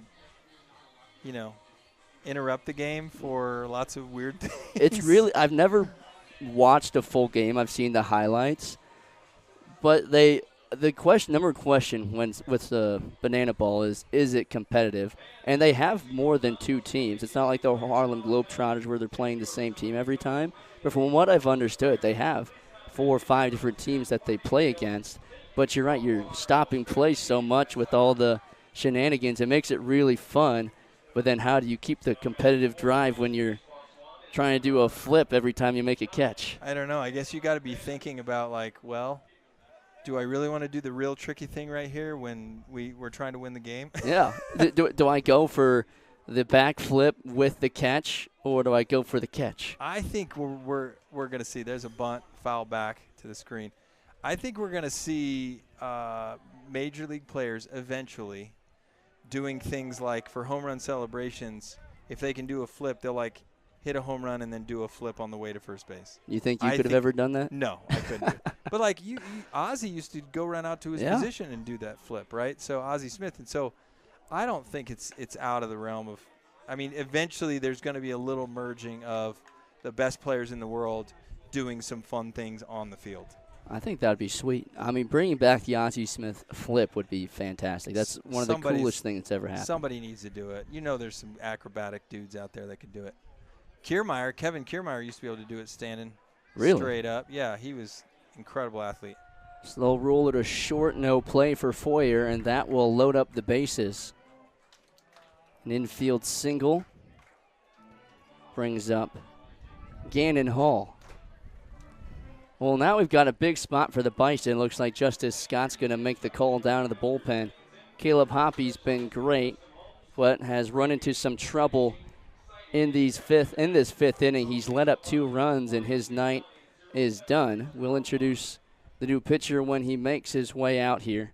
But Zobers, we can't thank you enough for joining us up here. I know you've got a lot of fans that want to meet you down there, but it's been fantastic to, one, hear more about your story and what you're doing, but also to come with some fun marketing ideas for the Sasquatch in the future.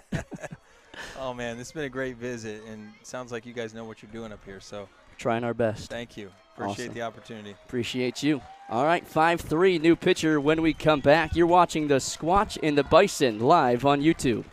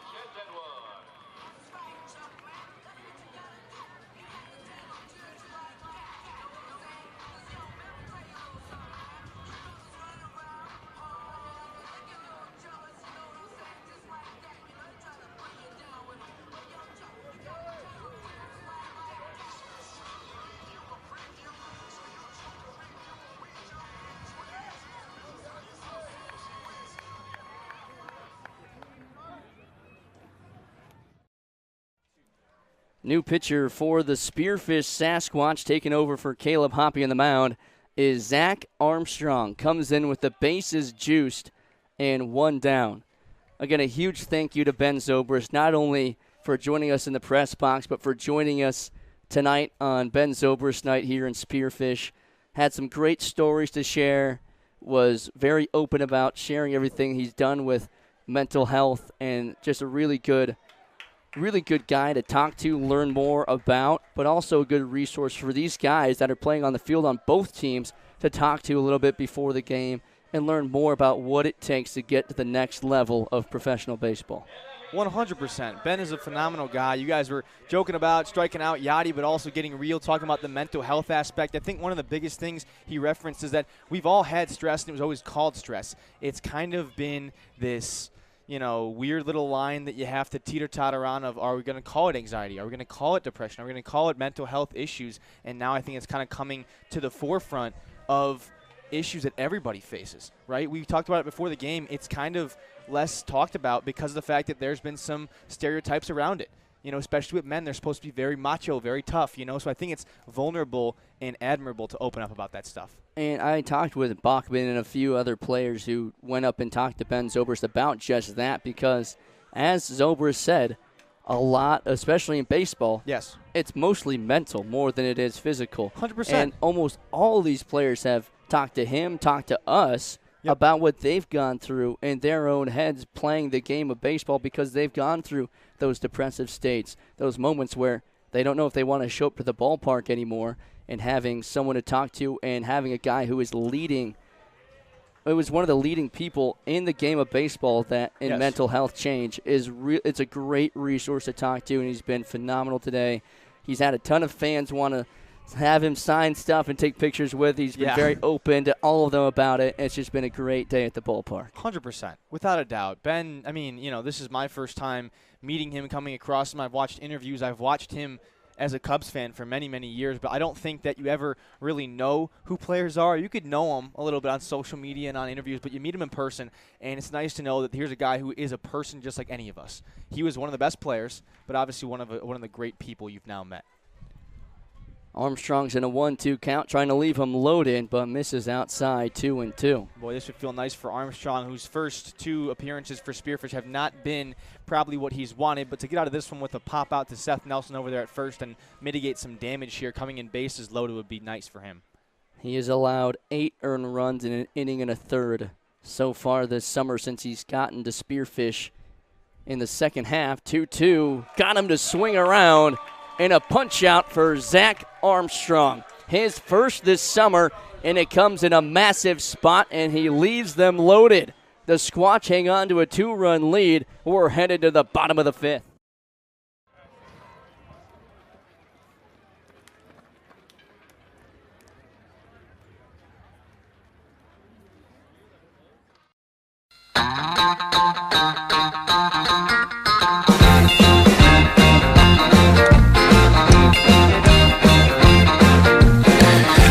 Shout out to the world so they know my sweet baby loves me so. She got me going, yeah, she turns me on. And she loves me, yeah, she loves me. And it blows my mind. Hey, nice try. Yeah, it blows my mind. She's my lover.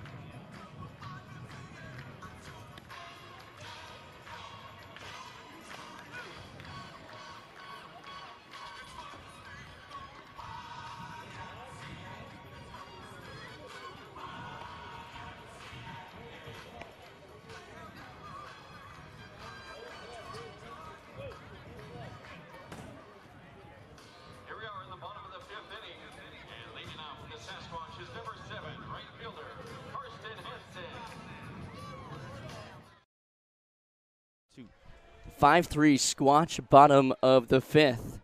To lead off the inning, it'll be Karsten Hansen. He is 1 for 1. He has scored twice and walked once.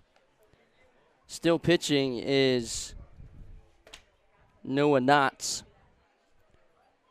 He's been pretty solid through 4 innings. He's allowed 5 hits, 5 runs, 4 of them earned, and 2 walks to a strikeout.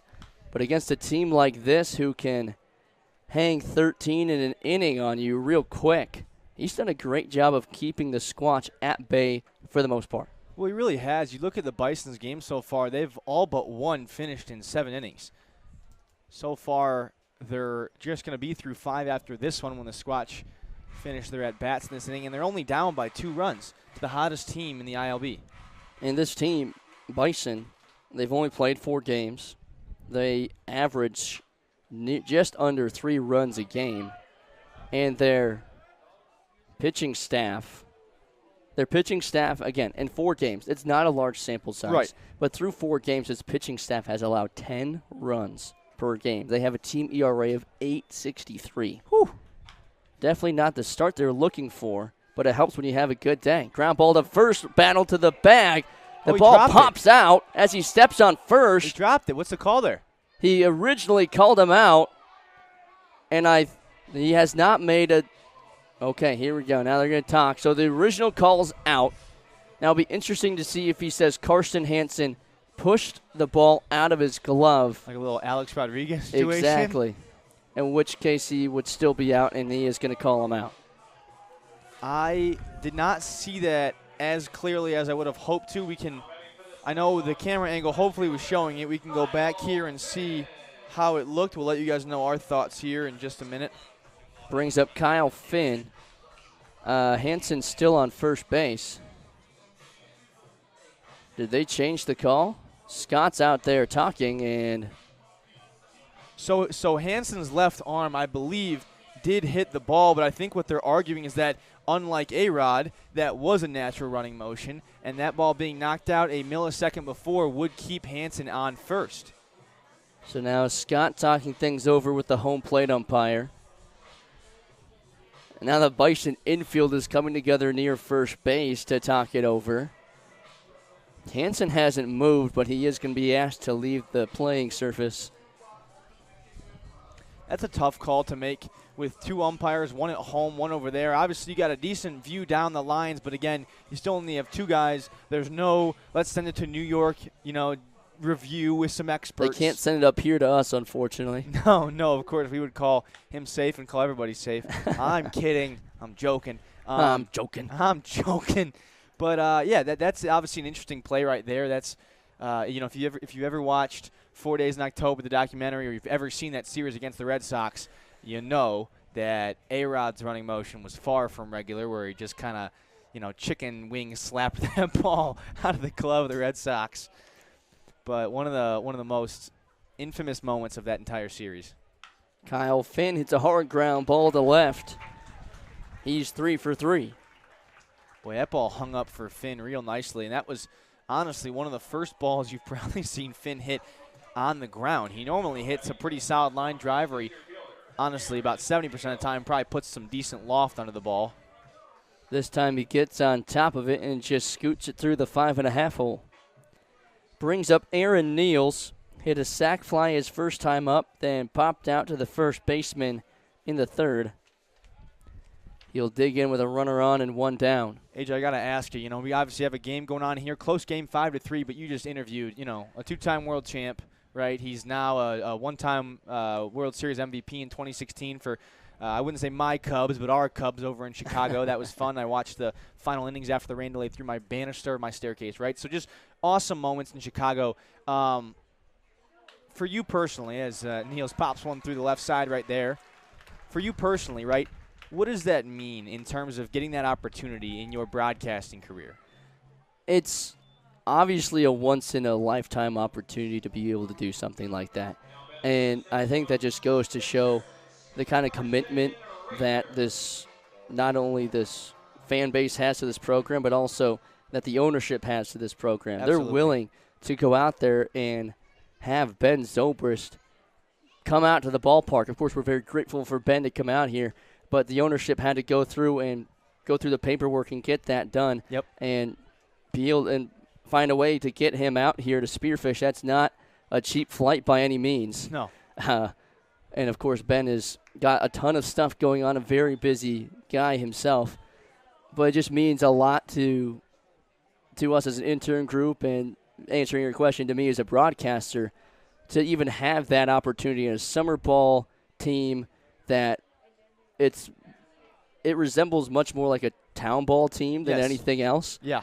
The fan base is incredible, but to be able to have that opportunity over the summer and not even know that was going to be happening until we had already signed the contract to come out here, just a really, really cool opportunity, knowing that not very many summer ball broadcasters get a chance to interview a two-time World Series champ. Right, and we're talking about it before the game, right? There's obviously some nerves. Popped up down the left field line. Hall giving chase, makes the catch. Had to go a long way to catch up to it, but he makes the second out. There's obviously words are tough. There's obviously some nerves involved, right? You are about to interview. I mean, you personally have interviewed college wrestlers, volleyball players, like everything college. You've probably at one point met somebody who will go pro and now has gone pro, right? You congratulated Peyton Sanford recently. Awesome connection with him. You interviewed him on a show that you created. So you've done some awesome stuff in your career. Chase Scott lifts one high and deep to left field. Hall in front of the warning track makes the catch. Chase can't seem to get that one over the wall. I know he's been wanting to all year. He's put some decent swings on it. Earlier this game had a nice, I think it was a double down the left field line, or at least it was an RBI single, but he's been great this season. And we'll close out here. I promise we'll go to commercial. You won't have to hear us talk much more, but I just want to commend my partner, A.J. Reister, on all he's done in his career. We've been at school together for 3, closing on 4 years after this. I don't want to graduate, but yet I still do because I want to see what possibilities lie ahead. But, A.J., just a phenomenal job. It's awesome to see you grow, and to have that opportunity is unmatched, man. I'm proud of you. It's been great to have you alongside me for the last 3 years, going on 4. Can't wait to see what we can do together, partner. Roger that. All right. I guess we got a game to play. Yeah, we do. And coming up after the break, it'll be Around the League with Luke Layden.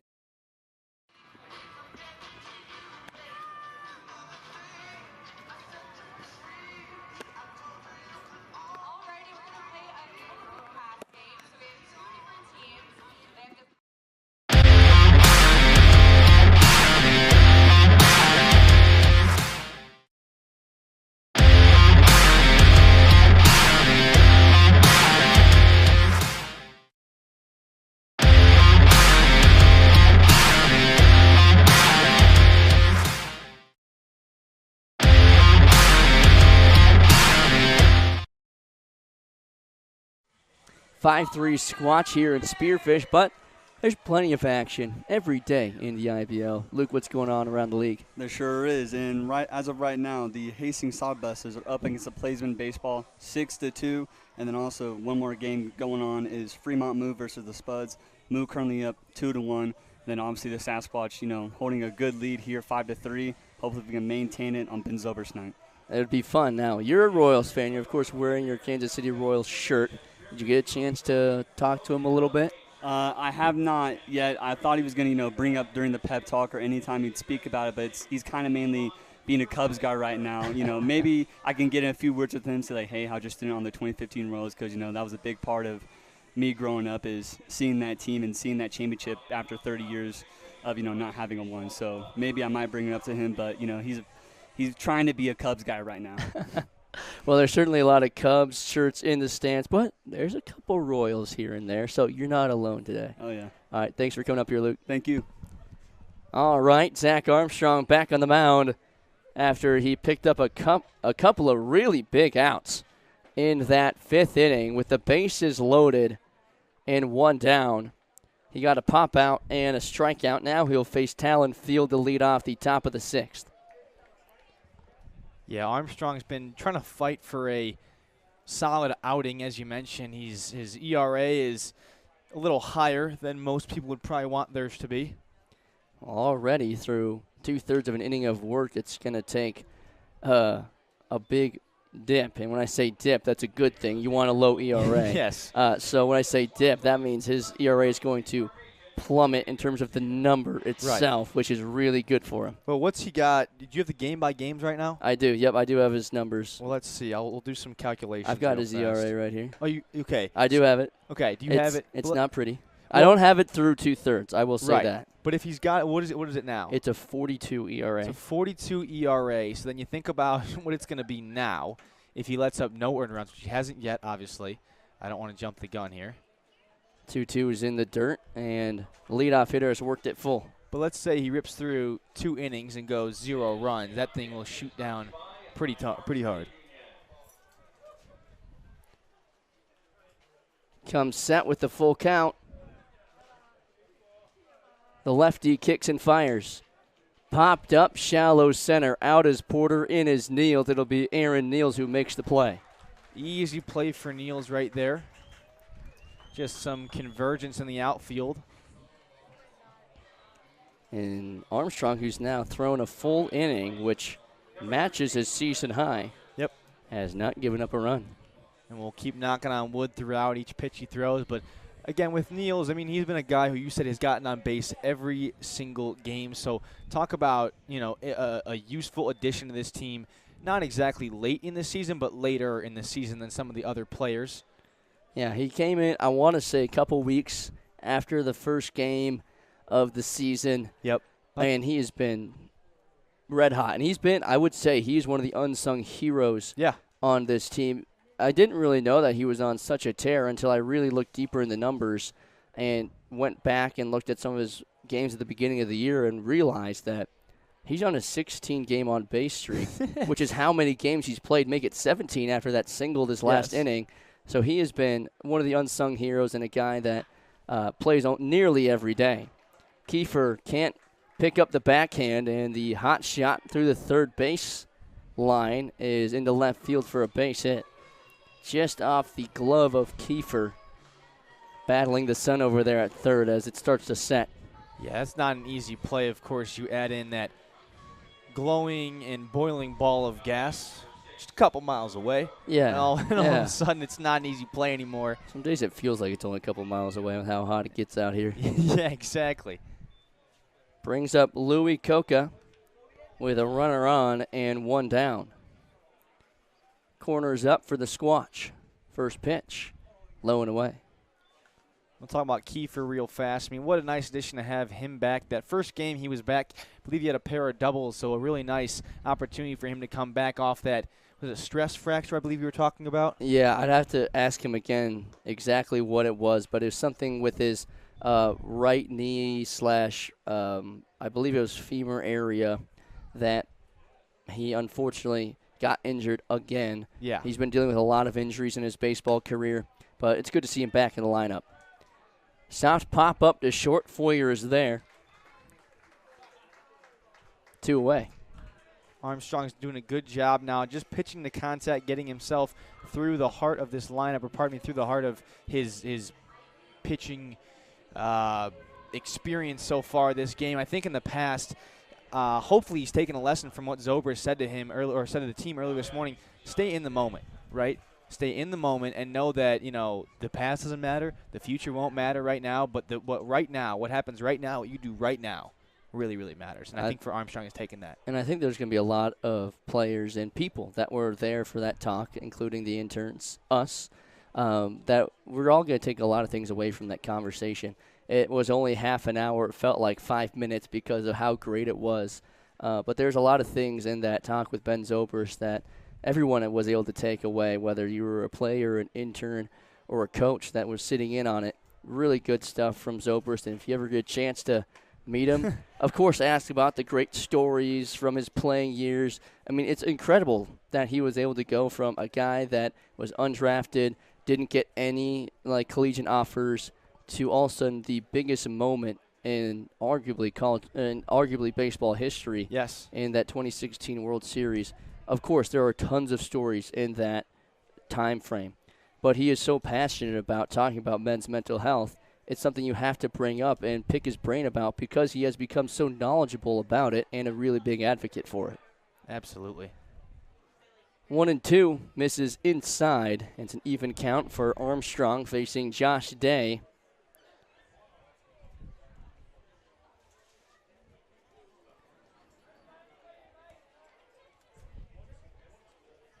Day has been having a solid day. He's 2 for 3. That one will go foul. We'll do it again, 2 and 2. And well, AJ, we'll talk a little bit more about Zobrist in a little bit. Obviously, when you mention all the stories he went into, it's always fun to ask him. I was doing some research earlier, and I wanted to pull something up, not for him, but for us to look back on it.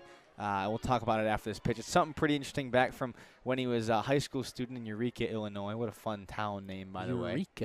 Eureka, Illinois. Kind of a eureka moment in 2016. It absolutely was. Talk about his, 24 months that he had. Nasty strikeout from Zach Armstrong.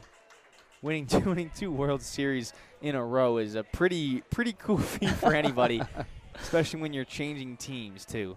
Yeah, there aren't too many guys that can say they've done that. I believe there's actually a graphic that went out that year saying, hey, if you want to win a World Series, get Ben Zobrist on your roster because he just won back-to-back rings. Yep.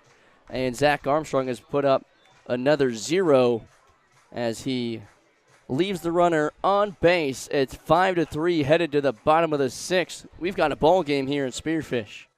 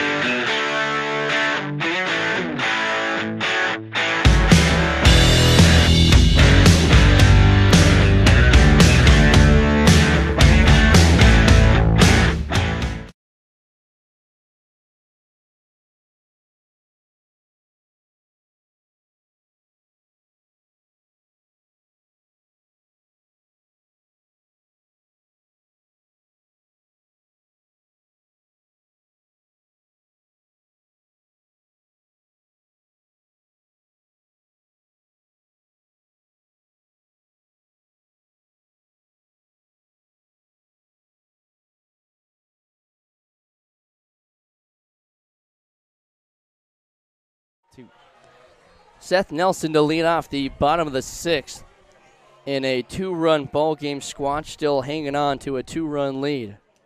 First pitch is outside, but call the strike. Nelson today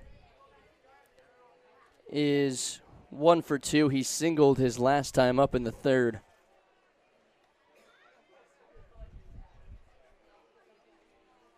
Yeah, he's been struggling a bit this season, as you've mentioned with Seth. He's just kind of been here to mentor. Popped up to shallow left. It'll be caught up to by Gandon Hull. Obviously, he's been a pretty big bat for the Sasquatch a year or two ago, the past 2. And he's one of the older players, as you mentioned, that even Ben acknowledged, 25 years old, the Phoenix Brant 17. But he really has been a constant for this team, just to be there for comedic relief, for support on some of these guys. I know, he knows that this won't be the greatest of years number-wise. You touched on that. It's not about the numbers, though, for him. It's about one final year, one final go at it, through injury, through whatever it may be, just trying to make sure he can give it his all for one last time. And he's still a fan favorite. I mean, whenever he comes to the plate, there's a few more cheers just because fans recognize the face. There are a lot of diehards that get season tickets year after year and have actually gotten to know him on a personal level. So that doesn't go just because he hasn't been having the best numbers here. Doesn't mean that the fans are not going to be a fan of his anymore. Right. Ben Foyer has a base hit to right field. Gets behind Day. Foyer's got wheels. He's going to do some damage. Foyer on his way to 3rd, and he'll hold up there. That's one of those nightmarish plays for any sort of outfielder when you know you have the opportunity to make a diving catch and it goes right underneath the leather and just skips past you. All of a sudden, your head and mind is in a panic, and Ben Foyer is sitting on 3rd base now. They'll give him the base hit. It's a 1-out triple for Ben Foyer.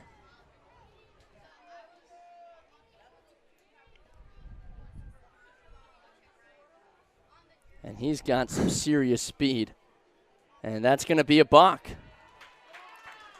the third baseman wasn't covering the bag, so when Noah Knotts went to try and pick him off, his third baseman wasn't there, so Foyer will come in to score on the balk, and that'll work. The other day, the Squatch were a victim of a balk. That was Tristan Augadal out there pitching on the rubber, and he himself mentioned that he thought he might have moved his shoulder forward a little bit, but wasn't really too sure, and we were kind of confused up here. It wasn't a huge noticeable motion, but of course they'll get one back here, eye for an eye, even though against a different team. Well, before the balk, I was going to say that's Ben Foyer's second triple of the year, so he ties the team lead with Kyle Finn in that category. Here's Kiefer. He takes a strike. That's one way to score a run, hit a triple that just snuck under the glove of the right fielder, and then I think Knotts really thought that he was going to have his third baseman over there to pick him off. Agreed. And he is a righty, so he's looking right over there. But he wasn't there, so it ended up being a balk. Shot to left center, drops in. Kiefer's aboard, and the inning keeps on rolling back to the top of the order. And some of these balls from the pitcher are kind of floating in here very softly, and that can be very deceiving because you lick your chops. I don't know if you ever seen Rookie of the Year, that movie about the Cubs pitcher who got I've seen clips of broken arm. There's one guy, I forgot his, I think his name, seriously, I think his nickname's like Potato or something. I swear to God. Reminds me of Carson Rather's nickname. Right. And one of those scenes was like a looping ephus. Basically, it's like the end of the movie, and he like licks his chops and still swings and misses. And I think that's kind of how some of these floating off speed have looked to the Squatch. That one, of course, ripped by Kiefer. But earlier on in the game, Finn was a victim of a pop out because, or I believe he was a pop out, or somebody was, because of the fact that ball came in so softly and it just was, popped up because they wanted to slam that one 450 over the left field fence. Ball sneaks away from Santiago, so Kiefer takes 90 feet, and he's in scoring position for Clay Porter. Always a nice feeling for Kiefer or anybody who's been injured to be back in your game. Who knows if it's the peak? I guess the only person that really knows that is Wilson. But obviously, to be able to run and to be able to hit once again after you've been out for a whole month is a really nice feeling. Clay takes upstairs for ball 3. And I know we've told Clay's story before, but I want to focus on one other aspect of it real quick, absolutely. Especially since we are in Spearfish. Yeah. His first year in college was at Chaffey College, and him and his roommate didn't have enough. Well, I think they might have had enough money, but it was more expensive to get an actual apartment than it was just to rent a trailer and go live in the mountains. Yep. And that is exactly what Clay and his roommate at Chaffey College did.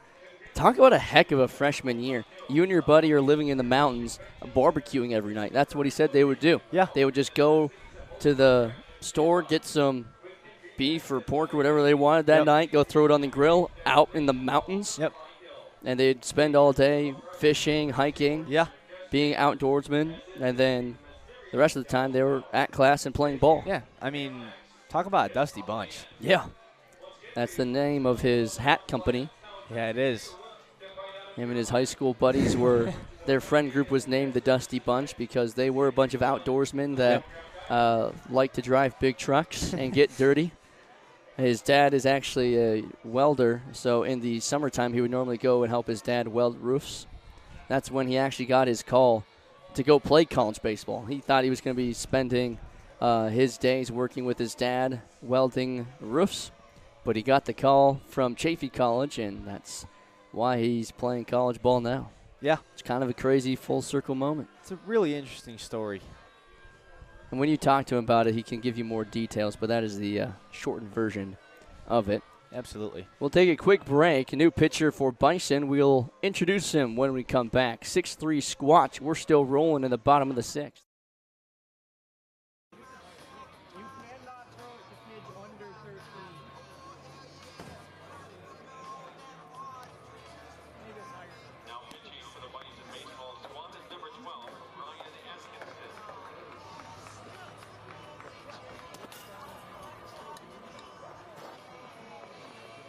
This one's called Expedition.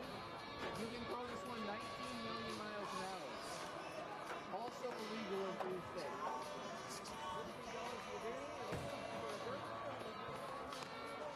Does that have some cut on it? Does that have some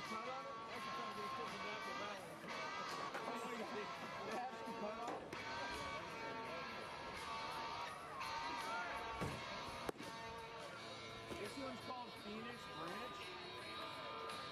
It is illegal in all 50 states. And is on the sex offender list.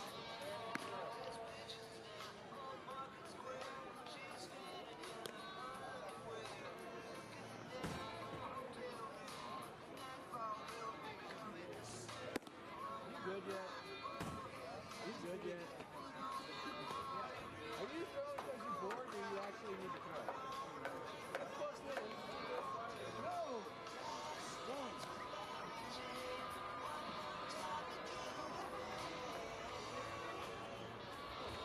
Now batting for the Spearfish Sasquatch, right fielder, number 7, Karsten Hansen.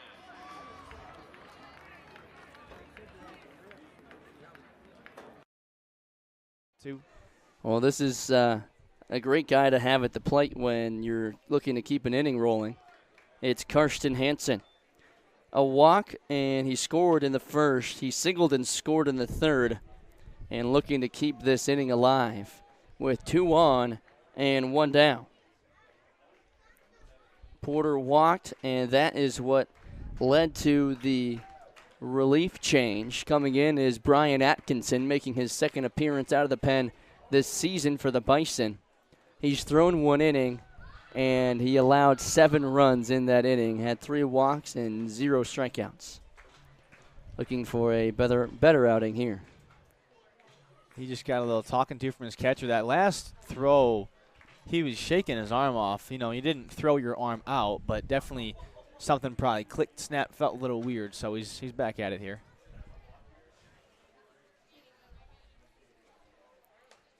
Misses upstairs. And one of the biggest things to note with this Bison team is they are low on players and pitchers alike. It's kind of like a prospects team that has traveled here before. Are they capping out at 14 players right now? Is that the information we've got? Something around there. To have to actually count them up to see how many players they actually have suited up. Runner takes out for third. Hansen, bouncer up the middle, glove by the shortstop, steps on the bag, fires to first in time for the double play. Well, that's about as easy as it gets. That ball was taken into second base anyways, even with the runners going. No opportunity for the Squatch to slide in there and work just 1 out. So moving to the 7th, which it could have been a really nice inning. Obviously, bases loaded, only 1 out, but unfortunately for the Squatch, so going to this one, only 1 run in that one. 6-3 double play. Great turn by Talon. Field up the middle, but the Squatch get 1 more. It's 6-3. 7th inning when we come back.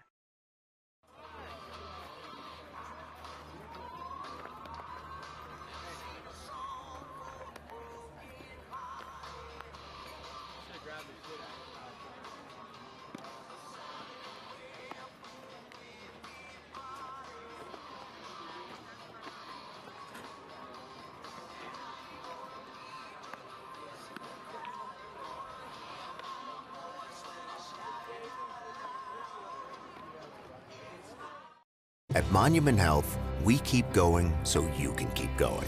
With advanced orthopedic care, technology, innovations, and treatment.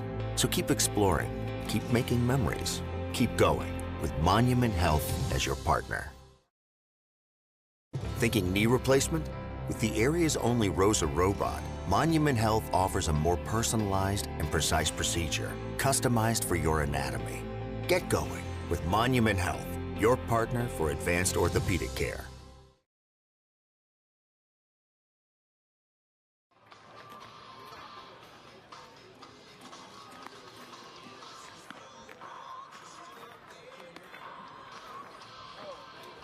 Are you looking for a place where you can find 22 beers on tap, cold refreshing summer drinks, excellent food, and a patio with a relaxing fire pit? Lucky's 13 will give you what you're searching for. Lucky's 13 Pub, and it's on the Holiday Inn, just off exit 14.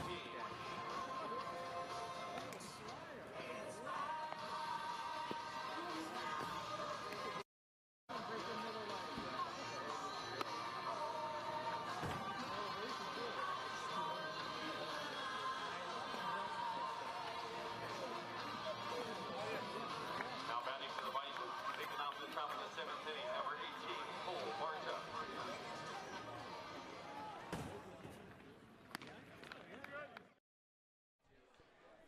New pitcher for the Spearfish Sasquatch. is the 5'10 sophomore from Tampa, Florida, Brian Young. Hack and a miss.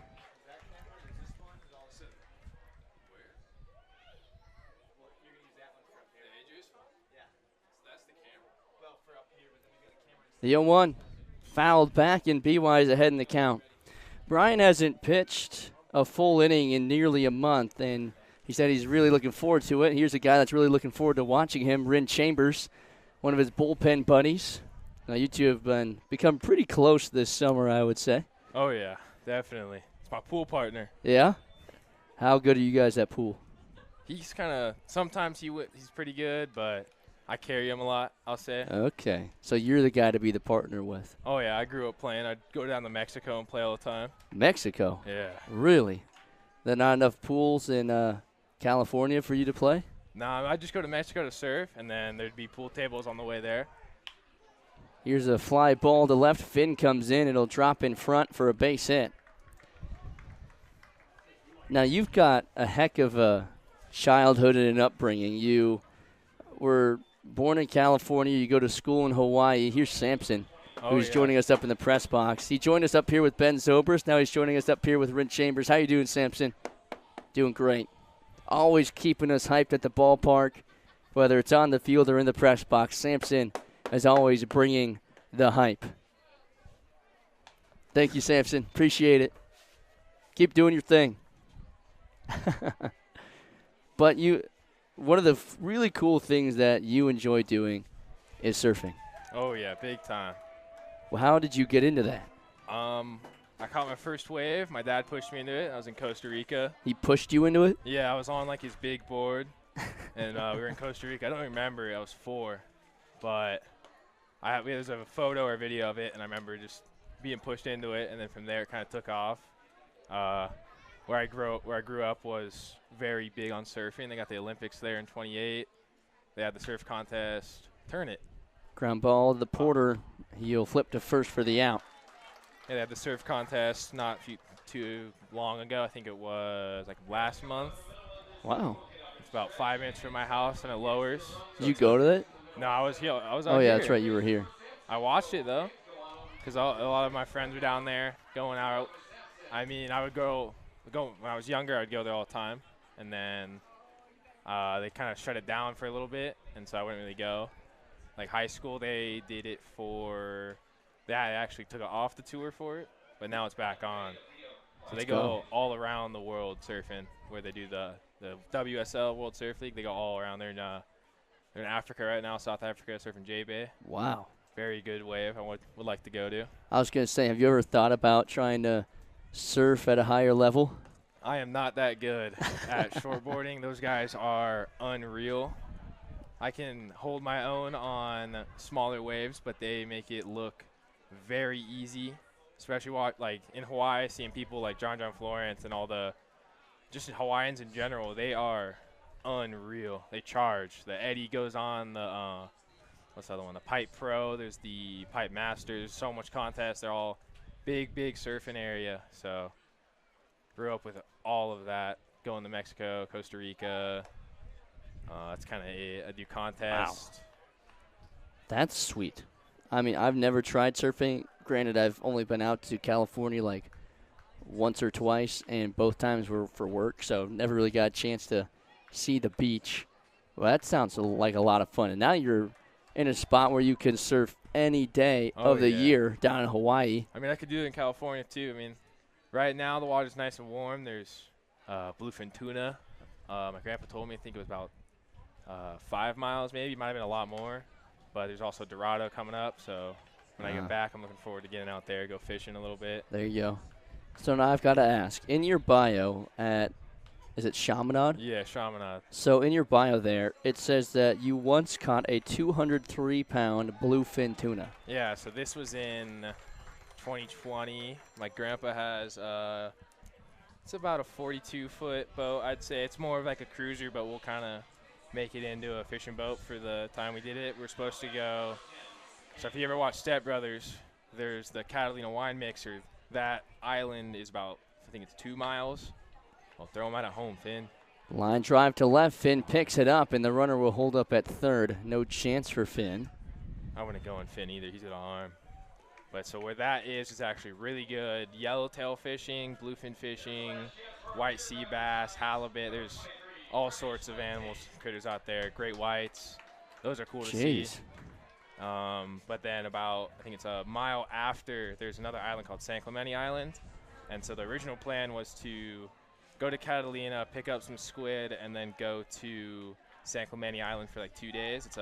Right now it's all a military base, so you can't go on, but you can fish around it. But never been still, because every time we go, something happened. And so we got our squid. It's about like 8 a.m., and we're going. There's like a channel. Ooh. Hit by pitch on Curtis Lindsay, loads him up. And we saw all them jumping and stuff, so we cast it out. And the first fish we hooked was that. It took about 2.5 hours. That was the first fish you hooked? Yeah, first hooked with one bait. We literally spent like, we didn't even use the squid too. We used a sardine on it. And so we cast it out, drove right up over them, and then 2.5 hours later, it was a very, very brutal fight. My back was, it was not fun. We were on super light lines. We kept backing down on it. So we were on 40-pound mono to 60-pound braid for it, and that's not what you want. I think we're on a 60 reel, if I'm correct. I don't know my reel terms too well, but it was a small reel.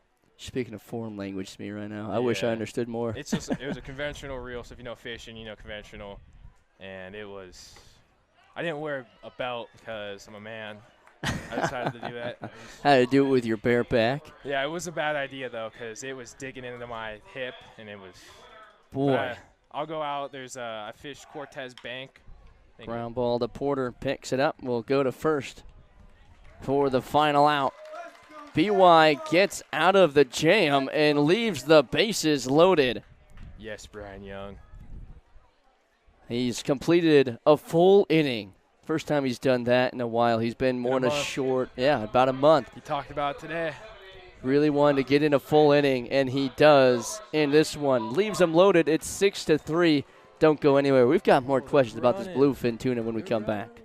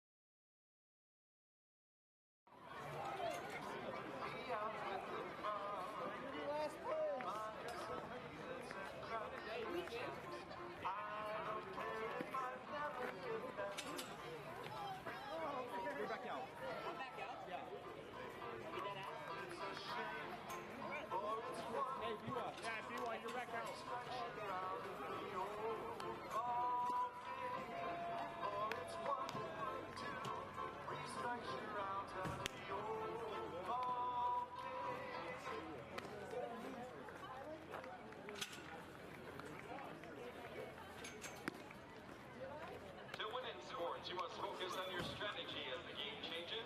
The same is true of investments. Chris Mitchell, your Edward Jones financial advisor, can help. Call 605-642-9800 or stop by 200 North Main Street in Spearfish.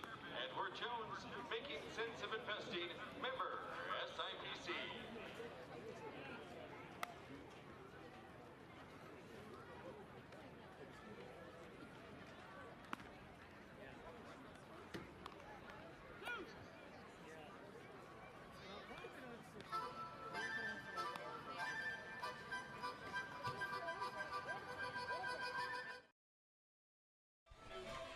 Squatch coming to the plate, due up. It's Kyle Finn. Oh. He's already 3 for 3 today, looking to continue his fantastic night in front of another great crowd at Black Hills Energy Stadium on Ben Zobrist night. He's just hanging out with the fans now, having a good time. And we're having a good time up here in the press box as well with Rin Chambers. Rin, to close out that bluefin tuna story, 203 pounds. Get down, ball. Finn lines it to center, but it hangs up for Borda to make the catch. How old were you again when you This we was made that? 2020. It's 25. So I was about 15, 16, I'd say. So right in the middle of COVID. Yeah, they shut down everything. I mean, our sheriff, they shut the beaches down too, but they were like, if you're surfing, you're fine. So I got a lot of surfing in during COVID. It was all I really did during COVID, that and baseball. But yeah, so we went out there. We were going past. We caught them, all that. We're thinking about going back out to. Oh, watch out! Niels drops the bat. It's 1-1. We're thinking about trying to still go back out, and then we got waded in. We're like, not worth it. We got our. I mean, we gave away probably about 50, 60 pounds of it, and we still had just loads of it. So we're trying to get rid of it at this point. You still don't have. No. I was gonna say. And then I think 3 weeks later, I went to Cortez Bank and caught 2 more, 40-pounders and some Dorado. Jeez. So we had loads of fish for that. Dorado's fun to catch. I like light line and just watching them jump everywhere. It's up. Sounds like a good time. Oh, great time. The best is jumping out on some kelp patties out there. Be 5 miles out, you got nothing under you, just ocean. Wow. They don't bite on the line, they bite on the metal spear. So it's a good little way to. Oh! Niels drives one to deep left center, going back on the warning track. It's off the wall. No. Niels has second. He'll hold up there with a 1-out double.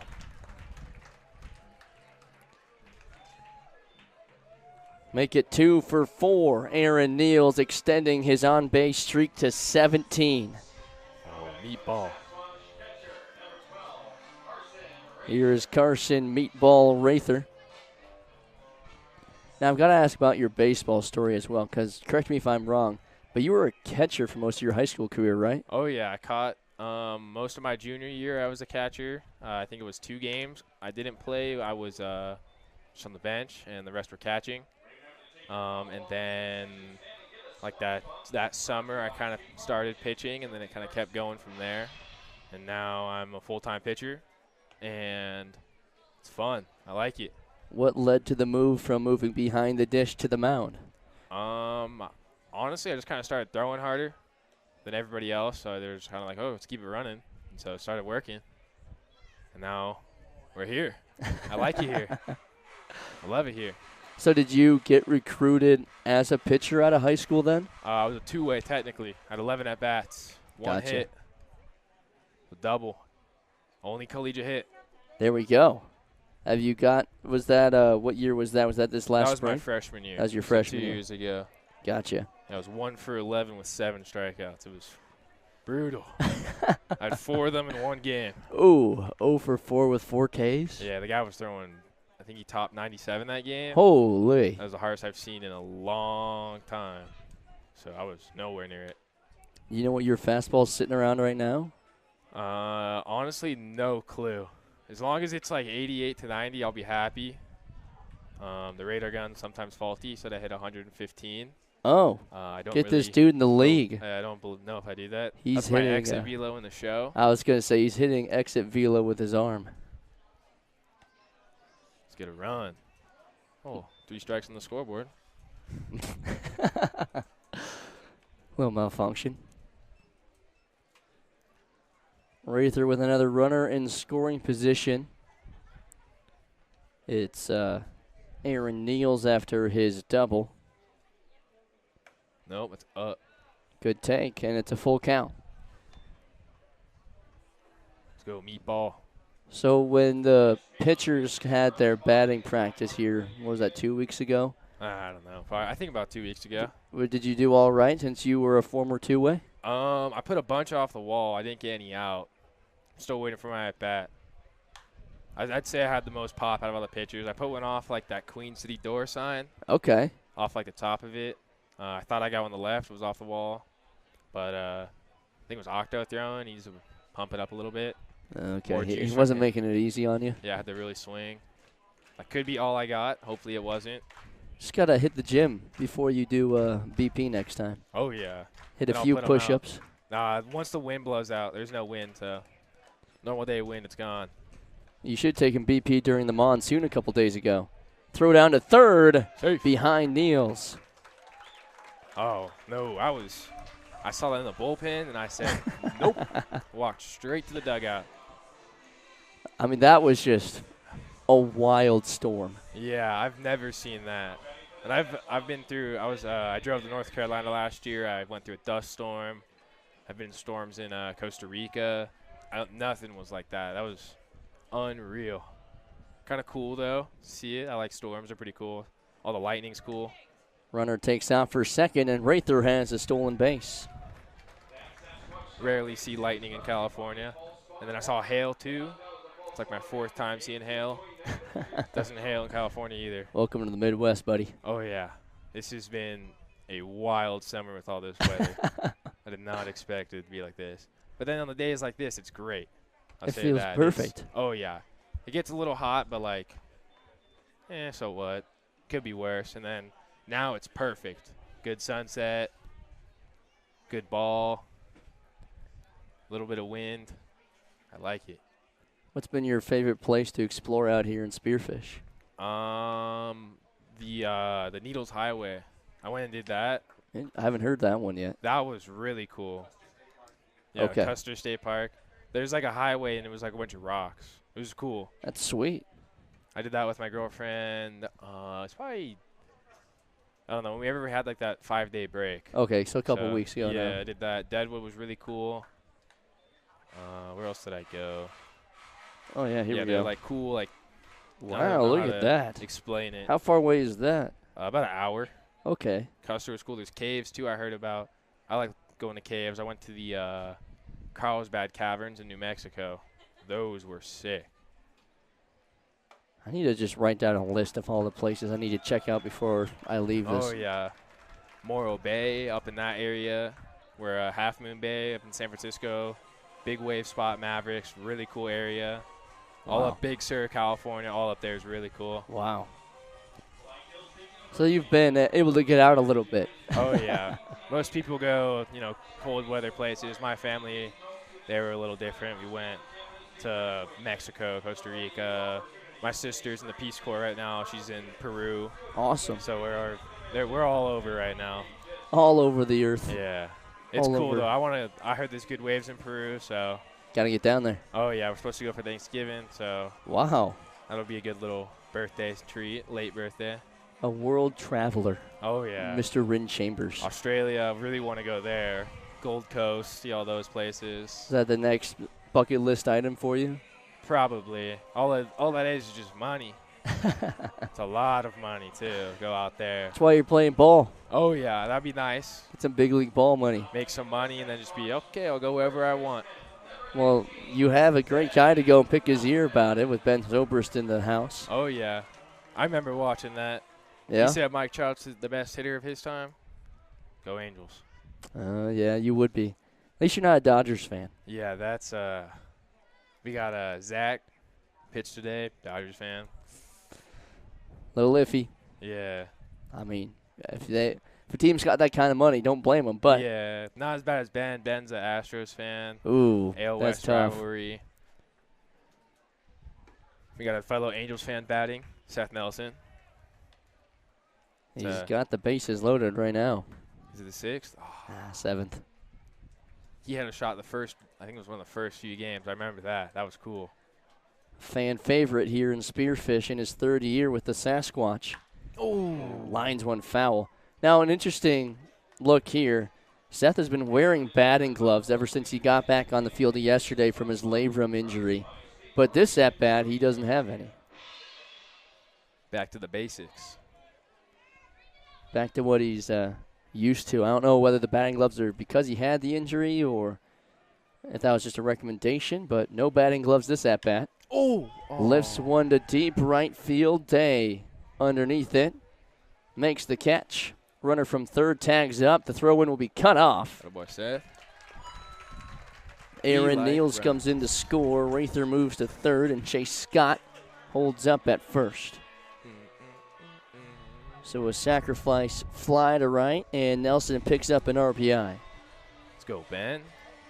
Here is Ben Foyer. The Astros fan. They're Ah. leading the AL West.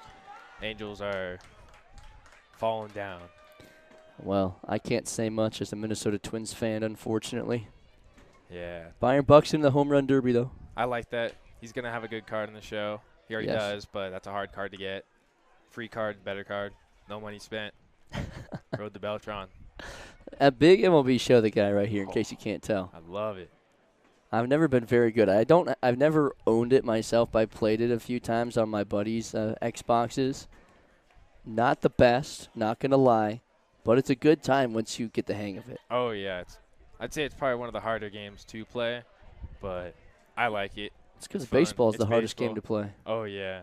And when you get good at it, it gets more fun. Ooh. Ben Foyer takes one up and in. Quamp took one to the face yesterday, and he's got 22 stitches on Yeah. his face today. I saw him. He said 2 days and he's back, and I was like, no way. He said he just got to get a C-flap, and he's good. So it'll be good to have him back. He said he didn't even want to be taken out of the game. He walked down there like a fly had bit him. In reality, there were 2 holes in his mouth. Score, Meatball. Ball gets away. Rather comes home. The ball is thrown up the third baseline. Scott takes second, and Meatball comes in to score.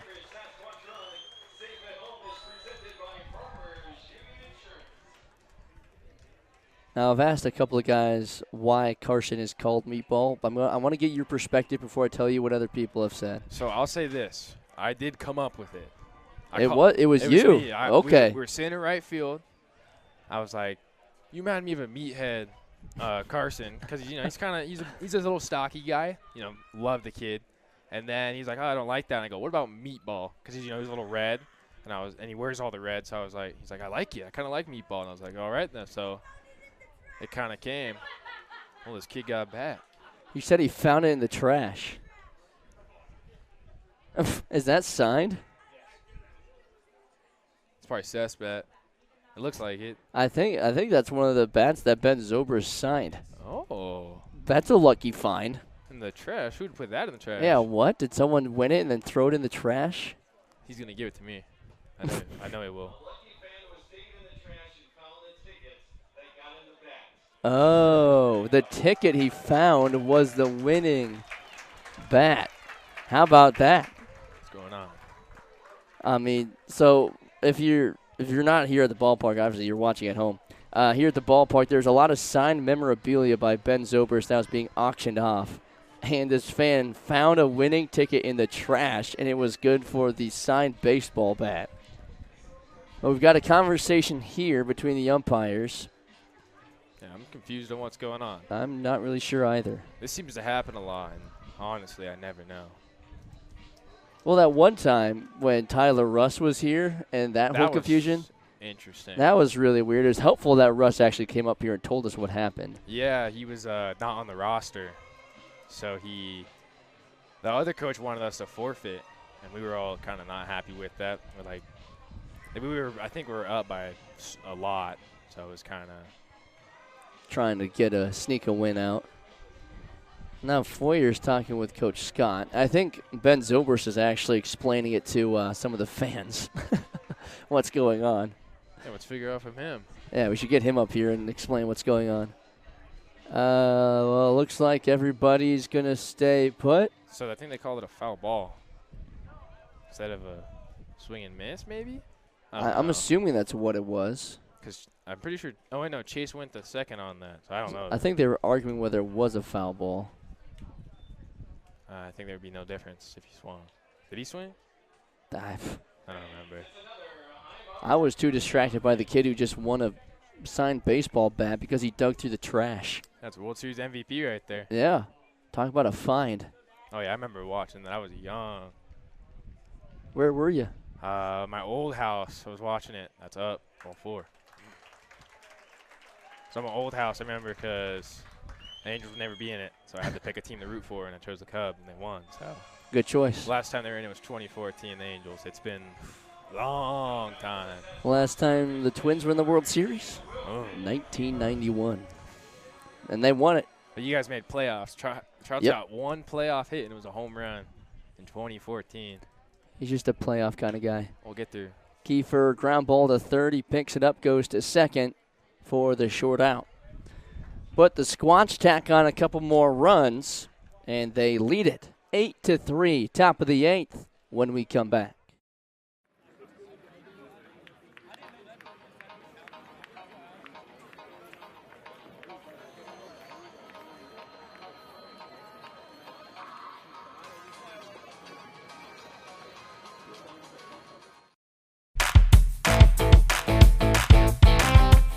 New games every month at the Lodge. We are constantly updating our gaming floor with the latest fun games to keep our guests entertained with new games every month. For the freshest selection of slot machines in town, make the Lodge at Deadwood your gaming destination. The locals' choice for gaming excitement with the newest games is the Lodge at Deadwood Gaming Resort.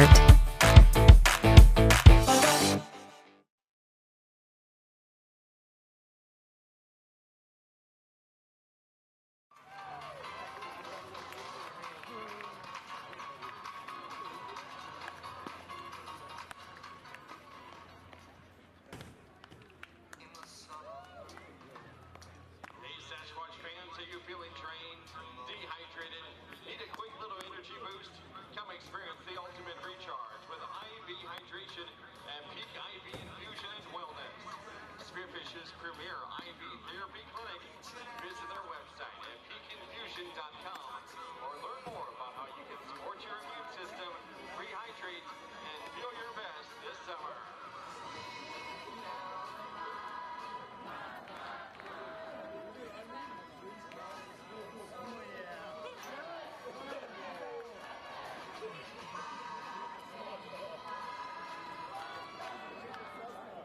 And our Sasquatch 400, we just had that, and we had the running.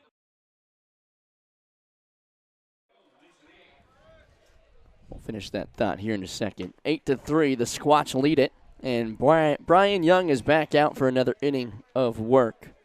And we were talking in the break, Ren, you, of course, a big MLB The Show guy, but we're not a big fan of college football 25. It's fun. It's just I never had like the enticement, like Madden and stuff. Like it's not like I'll play it with my friends. It's just a lot of like, if I'm gonna play by myself, I'm gonna play the show because I'm better at it. I wasn't too good at Madden, so. Fair enough. Also a hard game to get good at. Oh yeah, one of my friend's buddies was crazy, and I played him, and I just got smacked. I don't think I've picked it up since.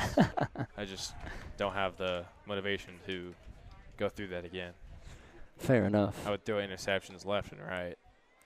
Yeah, it's not fun when you are just getting beat up. Oh yeah, but it's fun when you're on the other end of it. Exactly. So that's why I play the show, because I can do that. I'll pummel people. Here's Rhett Rogers is aboard. Uh-oh. And now another free base. Oh. That's back-to-back free bases by Brian Young. That'll bring up Josh Day. We have some action in the bullpen. Looks like, is that Lucas Torelli down there? Oh, yeah. Luciano. Yes, that's right. I found out that was his name a few days ago. I haven't stopped calling it. Oh, I see that pizza. I think that's going to be our dinner, Ren. Oh, yeah. I had a donut the other day. The ones that you guys had. You stole one of the intern donuts? No, I didn't technically steal it because I did help with the double play ball. Yup. 6-3 double play. Ben Foyer turns his league-leading 15th double play. Because I put up all those banners, I felt like I deserved a donut. All right, I'll give it to you. Someone was mad I got a donut. Our social media intern? Oh, yeah. He gave me it. All right. I'll snitch on him. Aiden Wirtz was giving out the intern donuts. It's okay. All right, let's get out of this. It's not like some of us wanted two instead of just one. Here's Cale Barta with a runner on 3rd and 2 down after Ben Foyer had a chopper right to him, and he stepped on the bag and delivered a strike to Seth Nelson at first. One more out, Brian Young. BY trying to go. Yup, there we go. A season high, I believe. Oh, 100%. It would tie his season high. He's gone 2 innings 3 times. This would be his 4th if he's able to get this last out. Let him run. Let him go to the next. Oh. Good stop by Rather behind the dish. Have you has Carson caught you this season? I think in the bullpen in a few games. I like both of them. Like I got nothing bad to say about any of them. They're all good. I never had Jayton catch me. R.I.P. Collarbone. So. Yeah, unfortunately, Yeah, unfortunate situation with Jayton. It would have been good to have three guys. It's a little. Owen will sometimes disappear from us, and we don't know where he went. So we'll be like, we'll hit the radio. Can we get a catcher? And then I'll come down. So do you guys have a radio now for the bullpen? We've had it. Okay. You got a guy. Lifted to right, giving chase, and over the head of Hanson. That'll drive in a run. Cole Barta, an RBI double, keeps the inning alive. Yeah, Octo isn't too good at it. I mean, most of the time they'll just kind of walk down, be like, hey, like you got this inning, blah, blah, blah, which I mean is better. My last summer ball, we were forced to use the radio. Our bullpen was way out in right center, so we had to. But, I mean, I like this bullpen. You're kind of with the fans. My last one was next to the buffet, so I'd get some stuff out there, Oh, trade a that's ball for at a hot Chaminade dog. or in summer ball? In summer ball. I played in the Coastal Plains last year. That's a perfect spot. Oh, yeah, I was in Raleigh. Really liked it. I like out here better, though. I'll say that. It's more of a close-knit community. No hate on Holly Springs. Love the area. It's just I feel like it was so big. Oh, don't fall. Flip to right. Get a Hanson a guy. few steps in, makes the catch. The Bison get one back, but Brian Young able to strand a runner, and he has thrown 2 innings, matching his season high. The Squatch still lead by 4, headed to the bottom of the 8th. Thinking knee replacement? With the area's only ROSA robot, Monument Health offers a more personalized and precise procedure, customized for your anatomy. Get going with Monument Health, your partner for advanced orthopedic care.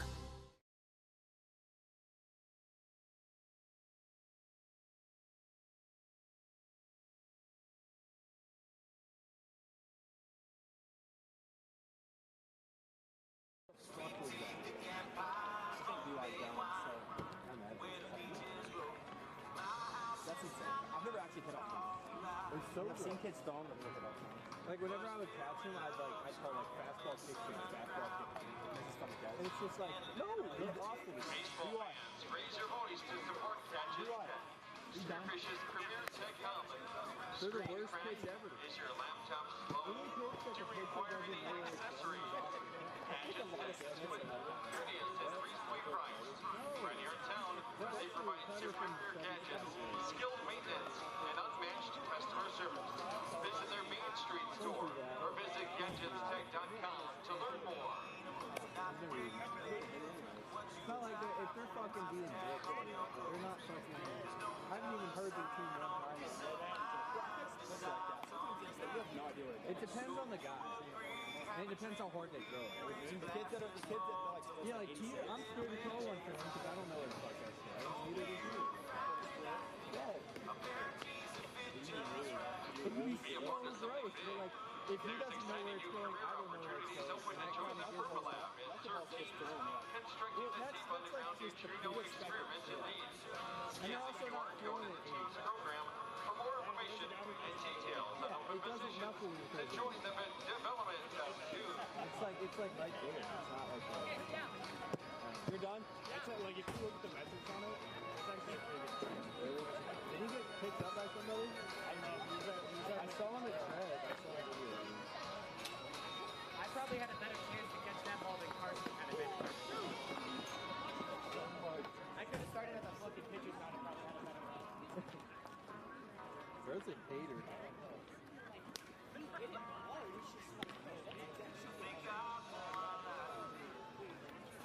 announce the bottom of the 8th inning for your Spearfish Sasquatch.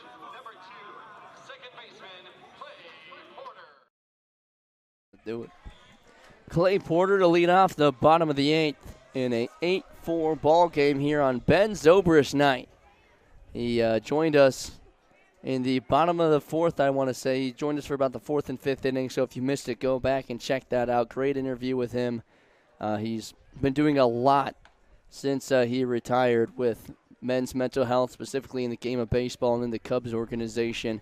had a lot of really great stuff for us pregame when he gave a mini speech / conversation before the game with both teams and the interns, and we talked about it even more when he came up here in the broadcast booth. But I wanted to ask you, Ren, what were some things that you took away from the experience that Ben Zobrist was able to give us today? As a pitcher, I feel like it was more – I kind of took it as seeing what the hitter would try and do, because, like, I don't hit, and he's obviously a hitter. He was an unbelievable hitter he played a long time. I know that. But he was, World Series MVP, obviously, so he has more experience than I guarantee you at least everybody I've met. So it was cool seeing what, like, the pros think of the hitting approach and stuff like that, just to see what goes through their mind. But as a hitter, it was definitely a lot more, like, enticing to ask questions because it's kind of attached to them more. But I still like learning as a hitter just to see what they would, like, do against me and what they're looking for, to just try and get more in their mind. Drop it. Lays out. No way. Oh, wow. Cole Barta lays out to make the catch. Clay Porter, a skyscraper fly ball to center, and Barta lays out to make the catch. That was spectacular. But I've met a lot of pro guys. We've had, I think 3 or 4 from my high school come back to throw pens, and I was still a catcher, so I got to catch them and kind of see what they would go through. I've caught Michael McGreevy in the Cardinals. Andre Palante also in the Cardinals. And then I caught Colby Allard, who, he's been a journeyman. He was drafted in 2015 by the Braves. I think he was just on the Rangers, I'm pretty sure. But he had a good year. They DFA'd him. That's messed up. He's good. Palante, hands down, I think is one of the hardest people to catch. If you've seen a video of him pitch, it looks like it hurts. He comes from probably 10 foot, like his hands are just way up. Wow. And it was very hard it was like Tristan's normal throwing, but from a righty, I'd say. But he's a lot smaller. Wow. But they've had a lot of cool, they're from where I'm from, so I've got to see them a lot. And so I got good experience seeing them throw and kind of learning from them. Slow roller up the first base line. It'll go foul. Good. Now, did you, I think you mentioned earlier that you met one other guy. I'm blanking on his name right now. Colton Wong? Yes, Colton Wong. So going to school in Hawaii, obviously there's connections everywhere. My teammate, Safeo, his name's Safeo Villaruz Mawai. He's from Hilo, where Colton Wong is from. So I was living with him all last summer. And so we went to Hilo my freshman year, and we hit at his dad's place, and he was in there. And he was a really cool guy. But I played Fortnite with him. You've played Fortnite with Colton Wong. Yeah, because we were out there. But from what I've heard, is he has a wall of just all of his gloves and stuff, and I heard it's the coolest thing to look at. That's pretty sweet. Oh yeah, and he's got a Gold Glove in there too. Oh yeah, he does. So the gold. That's what I heard is the coolest one of them all is the Gold Glove. But this year he donated to our school, and we got new jerseys from it. It was like a blue kind of. Our coach calls them our City Connects. There you go. They said Honolulu off just across the top, and I like them. They're really cool. They're like a baby blue. Ooh, love the like baby the blue Finn's, look. Arm sleeve. Yeah, like pretty. I'd say pretty similar to that color. I love the baby blue. The Minnesota Twins baby blue is my favorite. Those are really nice. My favorite, I gotta be biased, is the Angel City Connect. I think those are the best with the beach theme and the sand color. I love them. Those are really nice. Yeah, if I want a Logan O'Hoppe, I want his jersey in that one. I like O'Hoppe a lot. I think he'll be very good for us. Why do you like him so much? I just think he'll be really good for us because we have a kind of a core younger group right now with O'Hoppe, Neto, Shanuel, Christian Moore. Christian Moore's hurt, sadly. But they've been good. Joe Adele finally can figure out how to hit really well. Really insane last month. Card's good in the show. Very good card in the show. Good speed. But I didn't get to watch a game, but I really want to go see it. Ooh. Finn with a swing and a miss. The stadium's super fun to go to. I like it. Caught a home run ball there. Albert Pujols. Wow. Oh, yeah, deflected off my dad's hand into mine. It was, I like that. Do you remember what number it was? It wasn't the 600s, was it? No, I wish I caught that. It was about a week after. I think it was like 6'11", 6'12", okay. something around So it was there. up there. Yeah, I mean, that guy is just a – I have – Oh, my. Kyle Finn drives one to deep left. You can't even see it anymore, but it goes foul. Yeah, Kyle Finn is different. Yeah. Different guy. I mean, he's huge. I remember the ball he hit against, what was it? I don't know, but the team, but he hit a bomb. He's had 9 home runs this season. One game he had 2. That was against the Prospects. It might have been that game. He hit one so far. I felt so bad for the pitcher because I would not be happy. Ooh, that was a good swing. Foul tipped. He stays alive. He has 9 home runs this year. He is chasing the program record 11. Oh, he's got that. He's well on pace 100%. for it. Oh, yeah. Just needs a couple more to tie. Needs 3 to outright take the home run record. I think we got it. He's got it. 2-2, 1 down. Yeah, I heard his career. It's very interesting. It is. Yeah, he would be a cool guy to have up and just kind of explain that whole area. Well, I sat down with him when he first got in and asked about his story. His first collegiate year, he did not play college baseball. Yeah, he was not played recruited. Club baseball at I think it was USD. Yeah, I think it might have San been Diego. 1 or 2 years. Yep. And then he went to Syracuse. Now he's going to Georgia Gwinnett. Really, Yep, with really Peyton good Fort. school. Fort goes there? I did not. He's know going that. to.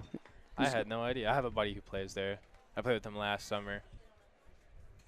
That's a good school. Very good school. Chopper to short. Thought about second, goes to first, not in time. The hesitation from Talon Field allows Aaron Neals to have an infield single. Oh, yeah, Aaron. He has been red hot today. Yeah, me and BY, we own Aaron and Zach and Poole. I'll say that now. Really? Yeah, we go to their host family's house. Really great family. It's Tony. He works at the bank. I know that. Love the dude. He's a great guy. We'll go there. They got a pool table, a jacuzzi. The jacuzzi's, I think, the best thing. That's probably going to be great for recovery. Oh, I've been wanting to go to – my host family doesn't have one. Not the end of the world, but I've been like trying to find someone who does. I mean, it's pretty hard to have a jacuzzi, and they do, and it was perfect. Here's Carson Rather with 2 on and 2 down after the infield single from Aaron Neals. Let's go. Get a base hit here. More runs. Meatball takes outside. Who's on deck? We got nobody on deck right now. Yeah. I think they're waiting for me to get down there. You're going to swing away? Oh, I'm hitting a home run, grand slam. Should have done it in the 6th. Could have sent someone home with $10,000. I told Scott to put me in the 6th. They want a home run, guaranteed. Guaranteed? Hasn't happened yet. Like Joe Namath and the Super Bowl? Guaranteed? Oh, yeah. Rather Ooh, pops where it is up. Foul territory. Get out of play. It will. Ooh. Bounce on the dugout. Watch out. Get a Squatch buck. Get down there. What do they give you for a Squatch buck? I've heard it. So basically, a Squatch buck equates to $1, but you can only spend it on stuff here at the ballpark. So suppose I get like 5 balls. Will I get the bonus too, or no? Will I get Squatch bucks? Yeah. Get down there. I have actually no idea. They better. It's a foul ball. Got to go up to the concession stand. See It's not if like he I can can give you just one. give it to our coach. Nope, it's outside. Yo. Good hold from Rather, and it's 2-2. It's getting cold. I didn't wear a jacket today. You need to turn down the fan. Oh, yeah, that first month here, not even first month, probably first few weeks, I was out of my element. It was cold. It was like 70 degrees. That's not It that was bad. not. I was looking at it, it was like 62, and I was freezing. You're crazy. I had 2 jackets on.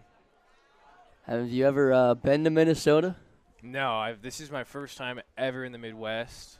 The farthest. I've been to, like, the Tetons and stuff, but I didn't really count those in the Midwest because It's not quite the Midwest. Yeah, but now I'm here. It's, I mean, it's pretty cool. It's definitely out of touch from where I'm from.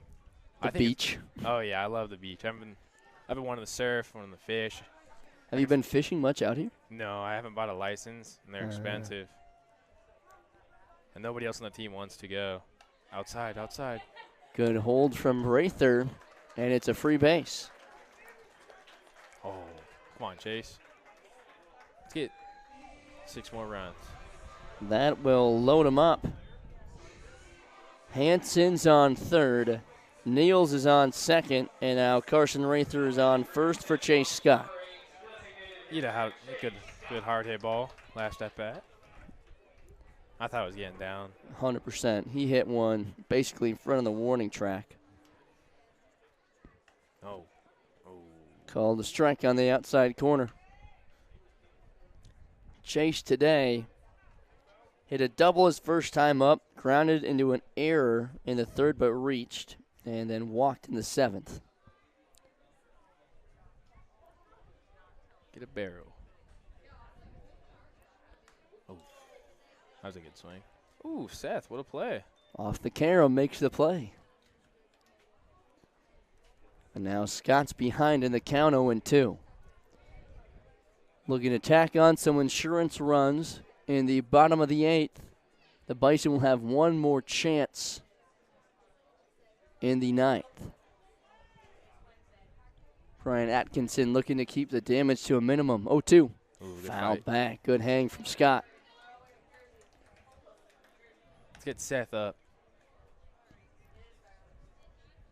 He's been itching to really break through. Today he had an infield single and a sacrifice fly to right that scored a run. It's a good day. He'll find it. Once he gets hot, I think we're going to go real good. That's out. Oh. Called strike three on the outside corner. Chase with a few words for the home plate umpire as he walks back to the dugout. But the Squatch lead by 4. Last chance for the Bison. Top of the ninth when we come back.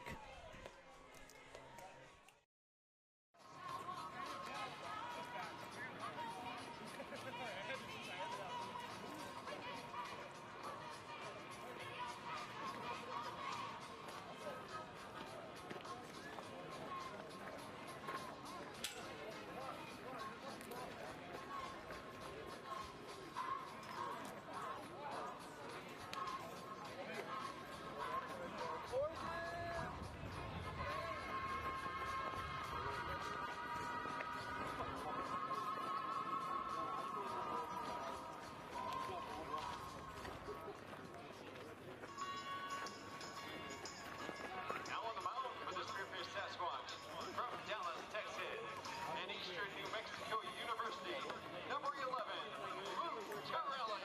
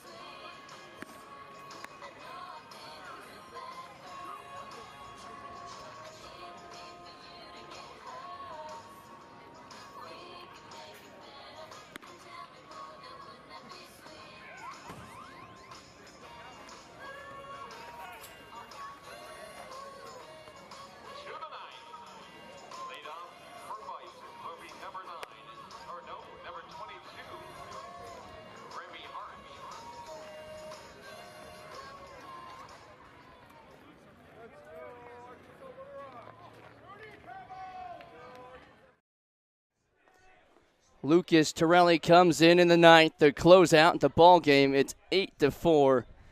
He will face the leadoff hitter, Remy Hart. He's 1 for 4 today, 3 strikeouts and a single. Torelli, his 4th appearance on the mound this season, misses upstairs. Lucas has been one of the best offensive players for the Squatch this season, hitting .377 with a .531 on base.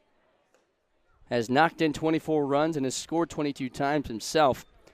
But he's also been a great pitcher on the mound. has a 1.23 ERA with a 1.36 WHIP and 7 1/3 innings of work. Has 9 strikeouts to just 2 walks, and is looking to close out the top of the ninth. Strike called at the bottom of the zone. Torelli currently in the transfer portal after a great senior year at Eastern New Mexico, hitting .410 with a .526 on base percentage. There's a strikeout for Lucas Torelli. Thanks so much, Ben. Appreciate it.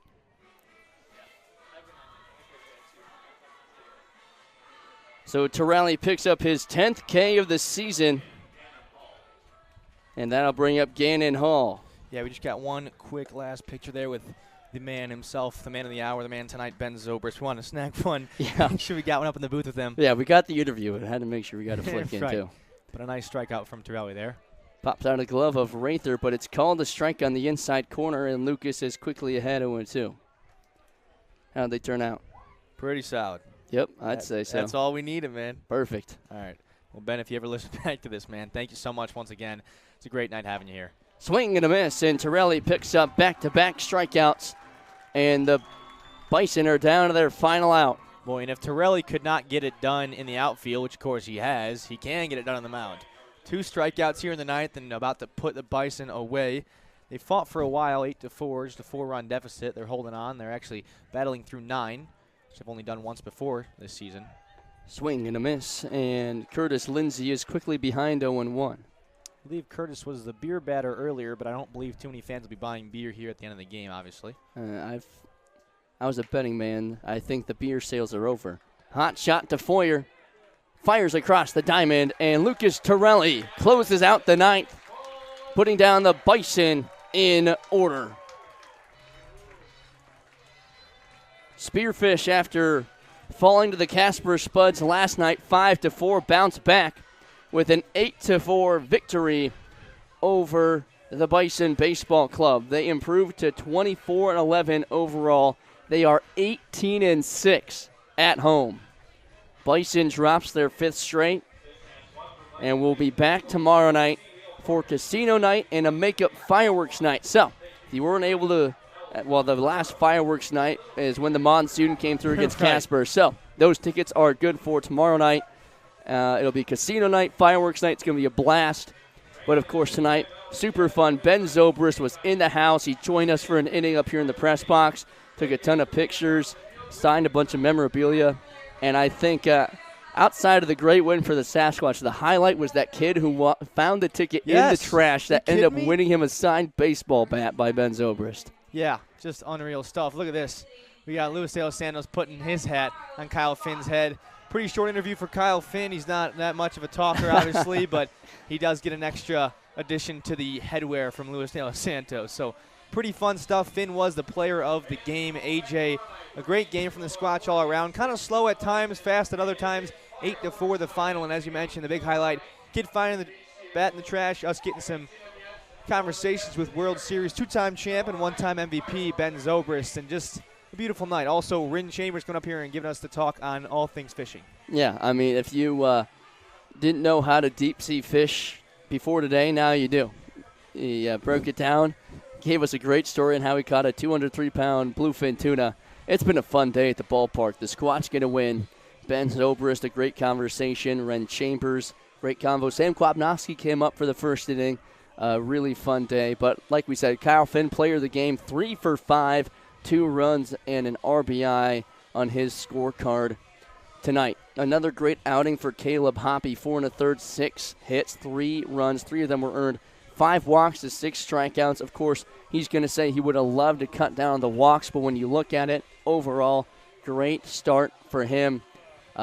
He ends up getting the W tonight. Zach Armstrong, a great bounce-back night for him. An inning and 2/3, allowed 1 hit, picked up his first 2 strikeouts of the summer. Then BY came in, 2 innings of work, matches his season high.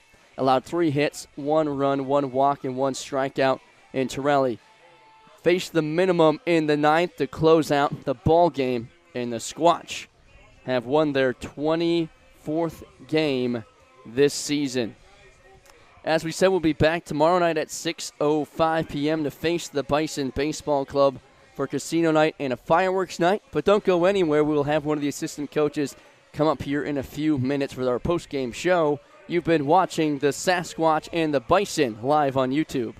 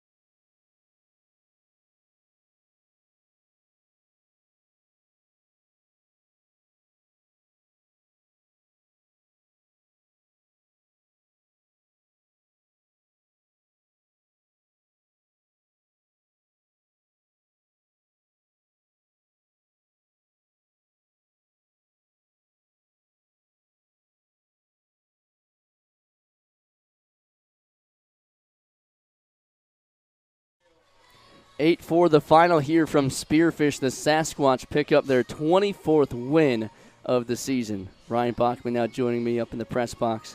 Bach, first, let's start with what happened before the game. Ben Zobrist was in attendance. You had a chance to talk with him. He talked with the whole team. But I know I already asked you this down the dugout, but what were some of your big takeaways from that conversation with Zobrist? Well, it's just, it's really cool to see how he lives out his faith as being both a man and a professional athlete, and uses that to bring awareness to the anxiety, depression, mental health crisis among everybody, but especially among men. I'm really passionate about that. That's what I'm going into.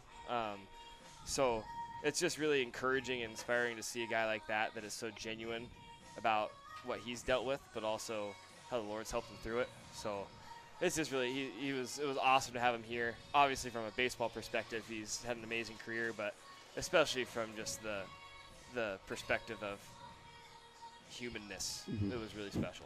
That was one of the big takeaways as well. He came up here for an inning and was super open about it. And that's not always something that people are super open about, let alone in front of a camera, in front of a live audience. And that's something that Zobrist was very open to talking about and said that we should continue the conversation. And that's something that you've echoed as well in your time here in Spearfish. Absolutely. There's such a stigma around it, right? And it's something that's really unfortunate because a lot of times, and again, I keep going back to especially men, but it is true. It's so much of, hey, bottle it up, be a man, and figure it out on your own, when it's really refreshing to hear someone like that who, you look at him on TV in the World Series and he seems like he's got it all together. It's really inspiring. So it was awesome to have him around and get to talked to him both about baseball, but about his journey and his faith journey. It was really special. And it was really fun to get a win with him in the Yeah. attendance as well. 8-4. Absolutely. Great day from the pitching staff overall. We were talking through the numbers. Of course, Hoppy, great start. Struggled there a little bit at the end. Ended up with 5 walks, but overall a really good start for him. Yeah, and he's the type of guy, man. If he's in the zone, he's got the stuff to do it. And we've seen it get better, which is good. And that's all you can ask for out of these guys is continually try to, improve and get better in different aspects. And he didn't start at school, so that's he's still building up the stamina. Stamina. Is that how you say it? Stamina? Stamina. I got you. To try to go deeper into games. But so it's just good to see he's continually gotten better and been better for longer. So he had a great start today, and it was good to see. And another guy who had a big bounce back on the mound is Zach Armstrong. Absolutely, Couple of rough outings, his first time out, but comes out inning and 2/3 of great baseball. Yeah. Just 1 hit allowed, 2 strikeouts. Yeah. I mean, that's huge. Yeah, and talk about another guy that does everything right and is a great kid.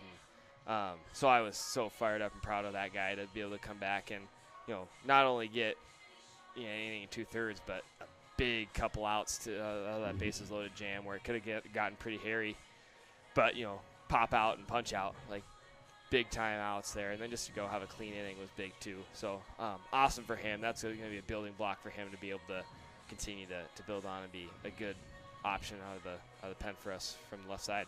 Offensively, couple of good days from Kyle Finn and Aaron Neals, but also it feels good to not hold all those runs until the 9th inning. Able to get on the board early and build upon a lead throughout the ball game.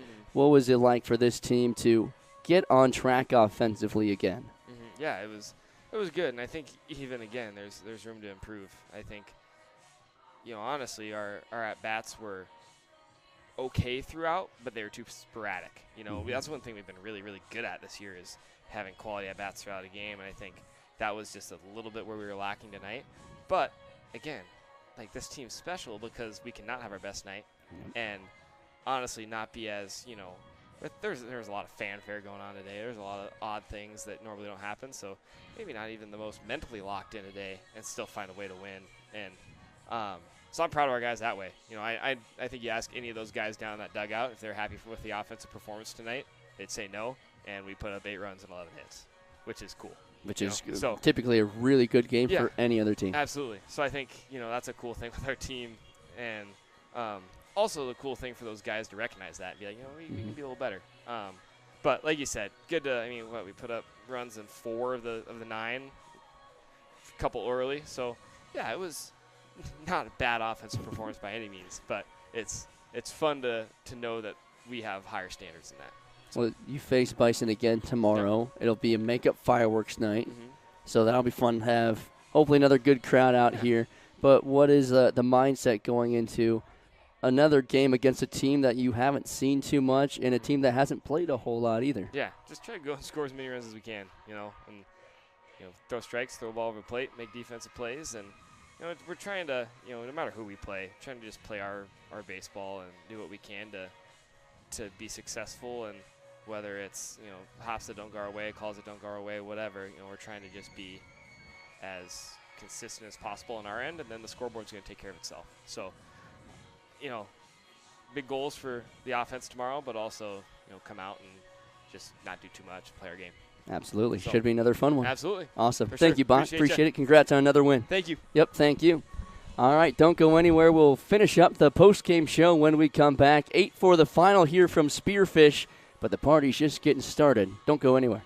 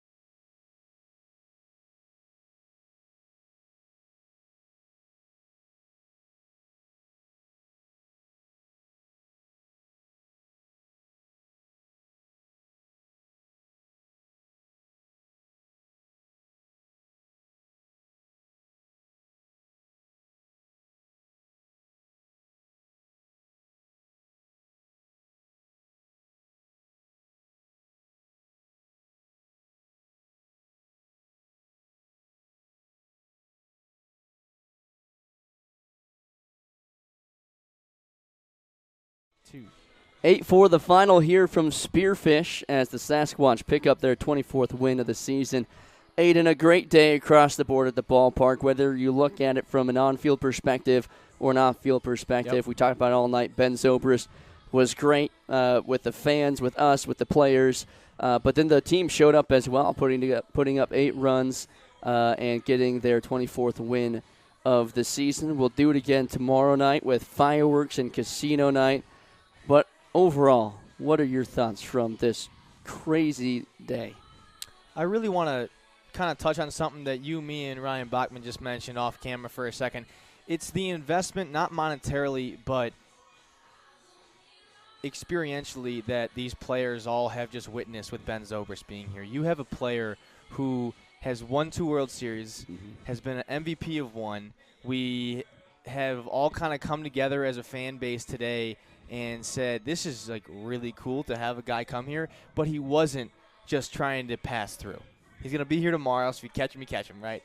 But he was here for all 9 innings. He was present. That was one of his biggest points, and that's one of the biggest things that I want to take away from his talk, from this game, and go forward with my life and our lives here as broadcasters or as anybody, just as people, right? Like, be present in this moment. And to have him up here and to witness that, a guy that I'd watched on TV, a guy that we'd seen win rings, fake ones that he had on, real ones in the safe, it's really, really cool. So I think the idea of being present, even in a game like this for the players, it's 8-4. Be present in your at-bats. Be present on the mound. Be present in the dugout. Be present in the stands. We just saw him talk to one of the fan favorites, Grayson here, Grayson Chapeau, and obviously we know Grayson's battle with long-term childhood, it's a brain tumor, but childhood cancer.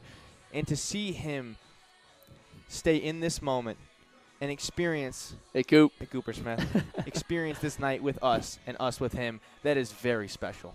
Yeah, it's a night that I don't think any of us are going to forget for a long time. Whether you got to talk to him for 30 seconds or for 30 minutes, it was a great experience to be able to pick his brain, whether it was about baseball or life and everything. We talked about it too when Rin was up here and Quap was up here. Yes. So much of it is parallel from baseball to life, what he talked about, because he has seen a lot of different things in his baseball career, whether it was at the beginning of his career when he didn't get drafted, didn't get any college offers, to when he was with the Devil Rays, was up and down from AAA to big league baseball, to when he got traded 3 different times in the span of a couple of years, and then at the end of it, full serendipity, got the ring, hit the big hit in the World Series that you dream of your whole life. And he had to go through all of that and was still able to come out on top. But then he was still open about everything that happened afterwards. Absolutely. That wasn't as great. And that is another big thing that we've talked about a lot, is how open he was about it and how much we still can do moving forward with mental health and all that stuff when it comes to especially college athletics as we know it today with NIL and everything. But with the on-field stuff, let's talk about it. A couple of 3 for 4 days from Kyle Finn and Aaron Neals. They continue to swing a hot bat. Pitching staff was great. See if they can do it again tomorrow, right? Absolutely. I think for a guy like Hoppy, as you mentioned a little bit ago, he'd probably look back on that and say, yeah, I would have loved to limit the walk, especially in that first inning. I want to say 2 in that first inning. And, he's not the guy to consistently walk people. There's adjustments we can make along the way. I guess another lesson from Zobrist, right? Zobrist talked about it with a hitter's mindset, but from a pitcher's mindset, you're walking a tightrope. You don't want to hit one great adjustment and keep walking that way. You want to keep making adjustments and balancing on this tightrope of pitching, of hitting. So for Hoppy to look back on that film and see, I walked some guys, but also I did finish out the inning well, and I didn't give up that many runs. So take the goods with the bads, and not even the bads, as we mentioned, the goods and the learning experiences. I think for a guy like Neals, which is on 17 games in a row now. On base streak. Every game he's played, he's been on base. So awesome stuff for him. Awesome stuff for Finn. Another home run as well. So that's going to put him at – was he? Or he didn't have a home run. He had a couple of extra bases, though. You were saying, my bad, you didn't hit a home run, but you were saying that he was only a couple away from the possible record. That's what we were thinking about. And another 3 for 4 days, so how can you complain about that? Can't. It's impossible. You touched on his statistics to Cooper, and Cooper and I are looking at each other with like what are we doing here type of face. You It's know? unreal. It's unreal. On base percentage, slugging percentage. You also said that he leads the league in RBIs. I think he had 37 before, and he's got a couple more after today, closing in on 40, if not 40 already. But just a great day from Finn, a great day from Niels, a great day from the pitching staff. BY got a couple of innings. I think he's glad with that. He hadn't pitched more than an inning in over a month, or about a month you mentioned. So good job from the entire team, and I think they kind of all came together, got their lessons. Seth Nelson even got in here for a couple innings today. Obviously, he's been dealing with a little injury, and he was one of the guys to ask a question to Ben Zobrist himself and kind of take that away. So, as we've mentioned before, from 17 years old to 25 years old to Eric Schmidt being closing in on, or actually just hit 42, and any fan who's over that, Ben Zobrist lessons have, kind of transpired throughout the entirety of this season so far, and they just kind of come together and cast this big umbrella over what it means to be a ball player at the lowest of levels, the highest of levels, through the lows and highs of life. And it's been really cool to experience that today and take those lessons moving forward. Nonetheless, it was a night we won't forget Absolutely. anytime soon. But we'll wrap things up here for tonight, get ready for tomorrow, see if the Squatch can put together a couple wins and get back on another win streak. They dropped the game 2 against the Spuds last night, get one back today. They still got 3 more against the Bison before the break, and they hit the road for the first time in over a month. So if you haven't gone out to the ballpark, you're running out of opportunities because the season's slowly coming to a close. And as much as the Squatch have been home this season, there are only a few games left before they hit the long road trip. But from all of us here in Spearfish, my partner Aiden Wirtz, thank you to Sam Kwapnoski and Rin Chambers, and of course Ben Zobrist for joining us in the press box. I'm AJ Reister saying good night from beautiful Spearfish, South Dakota.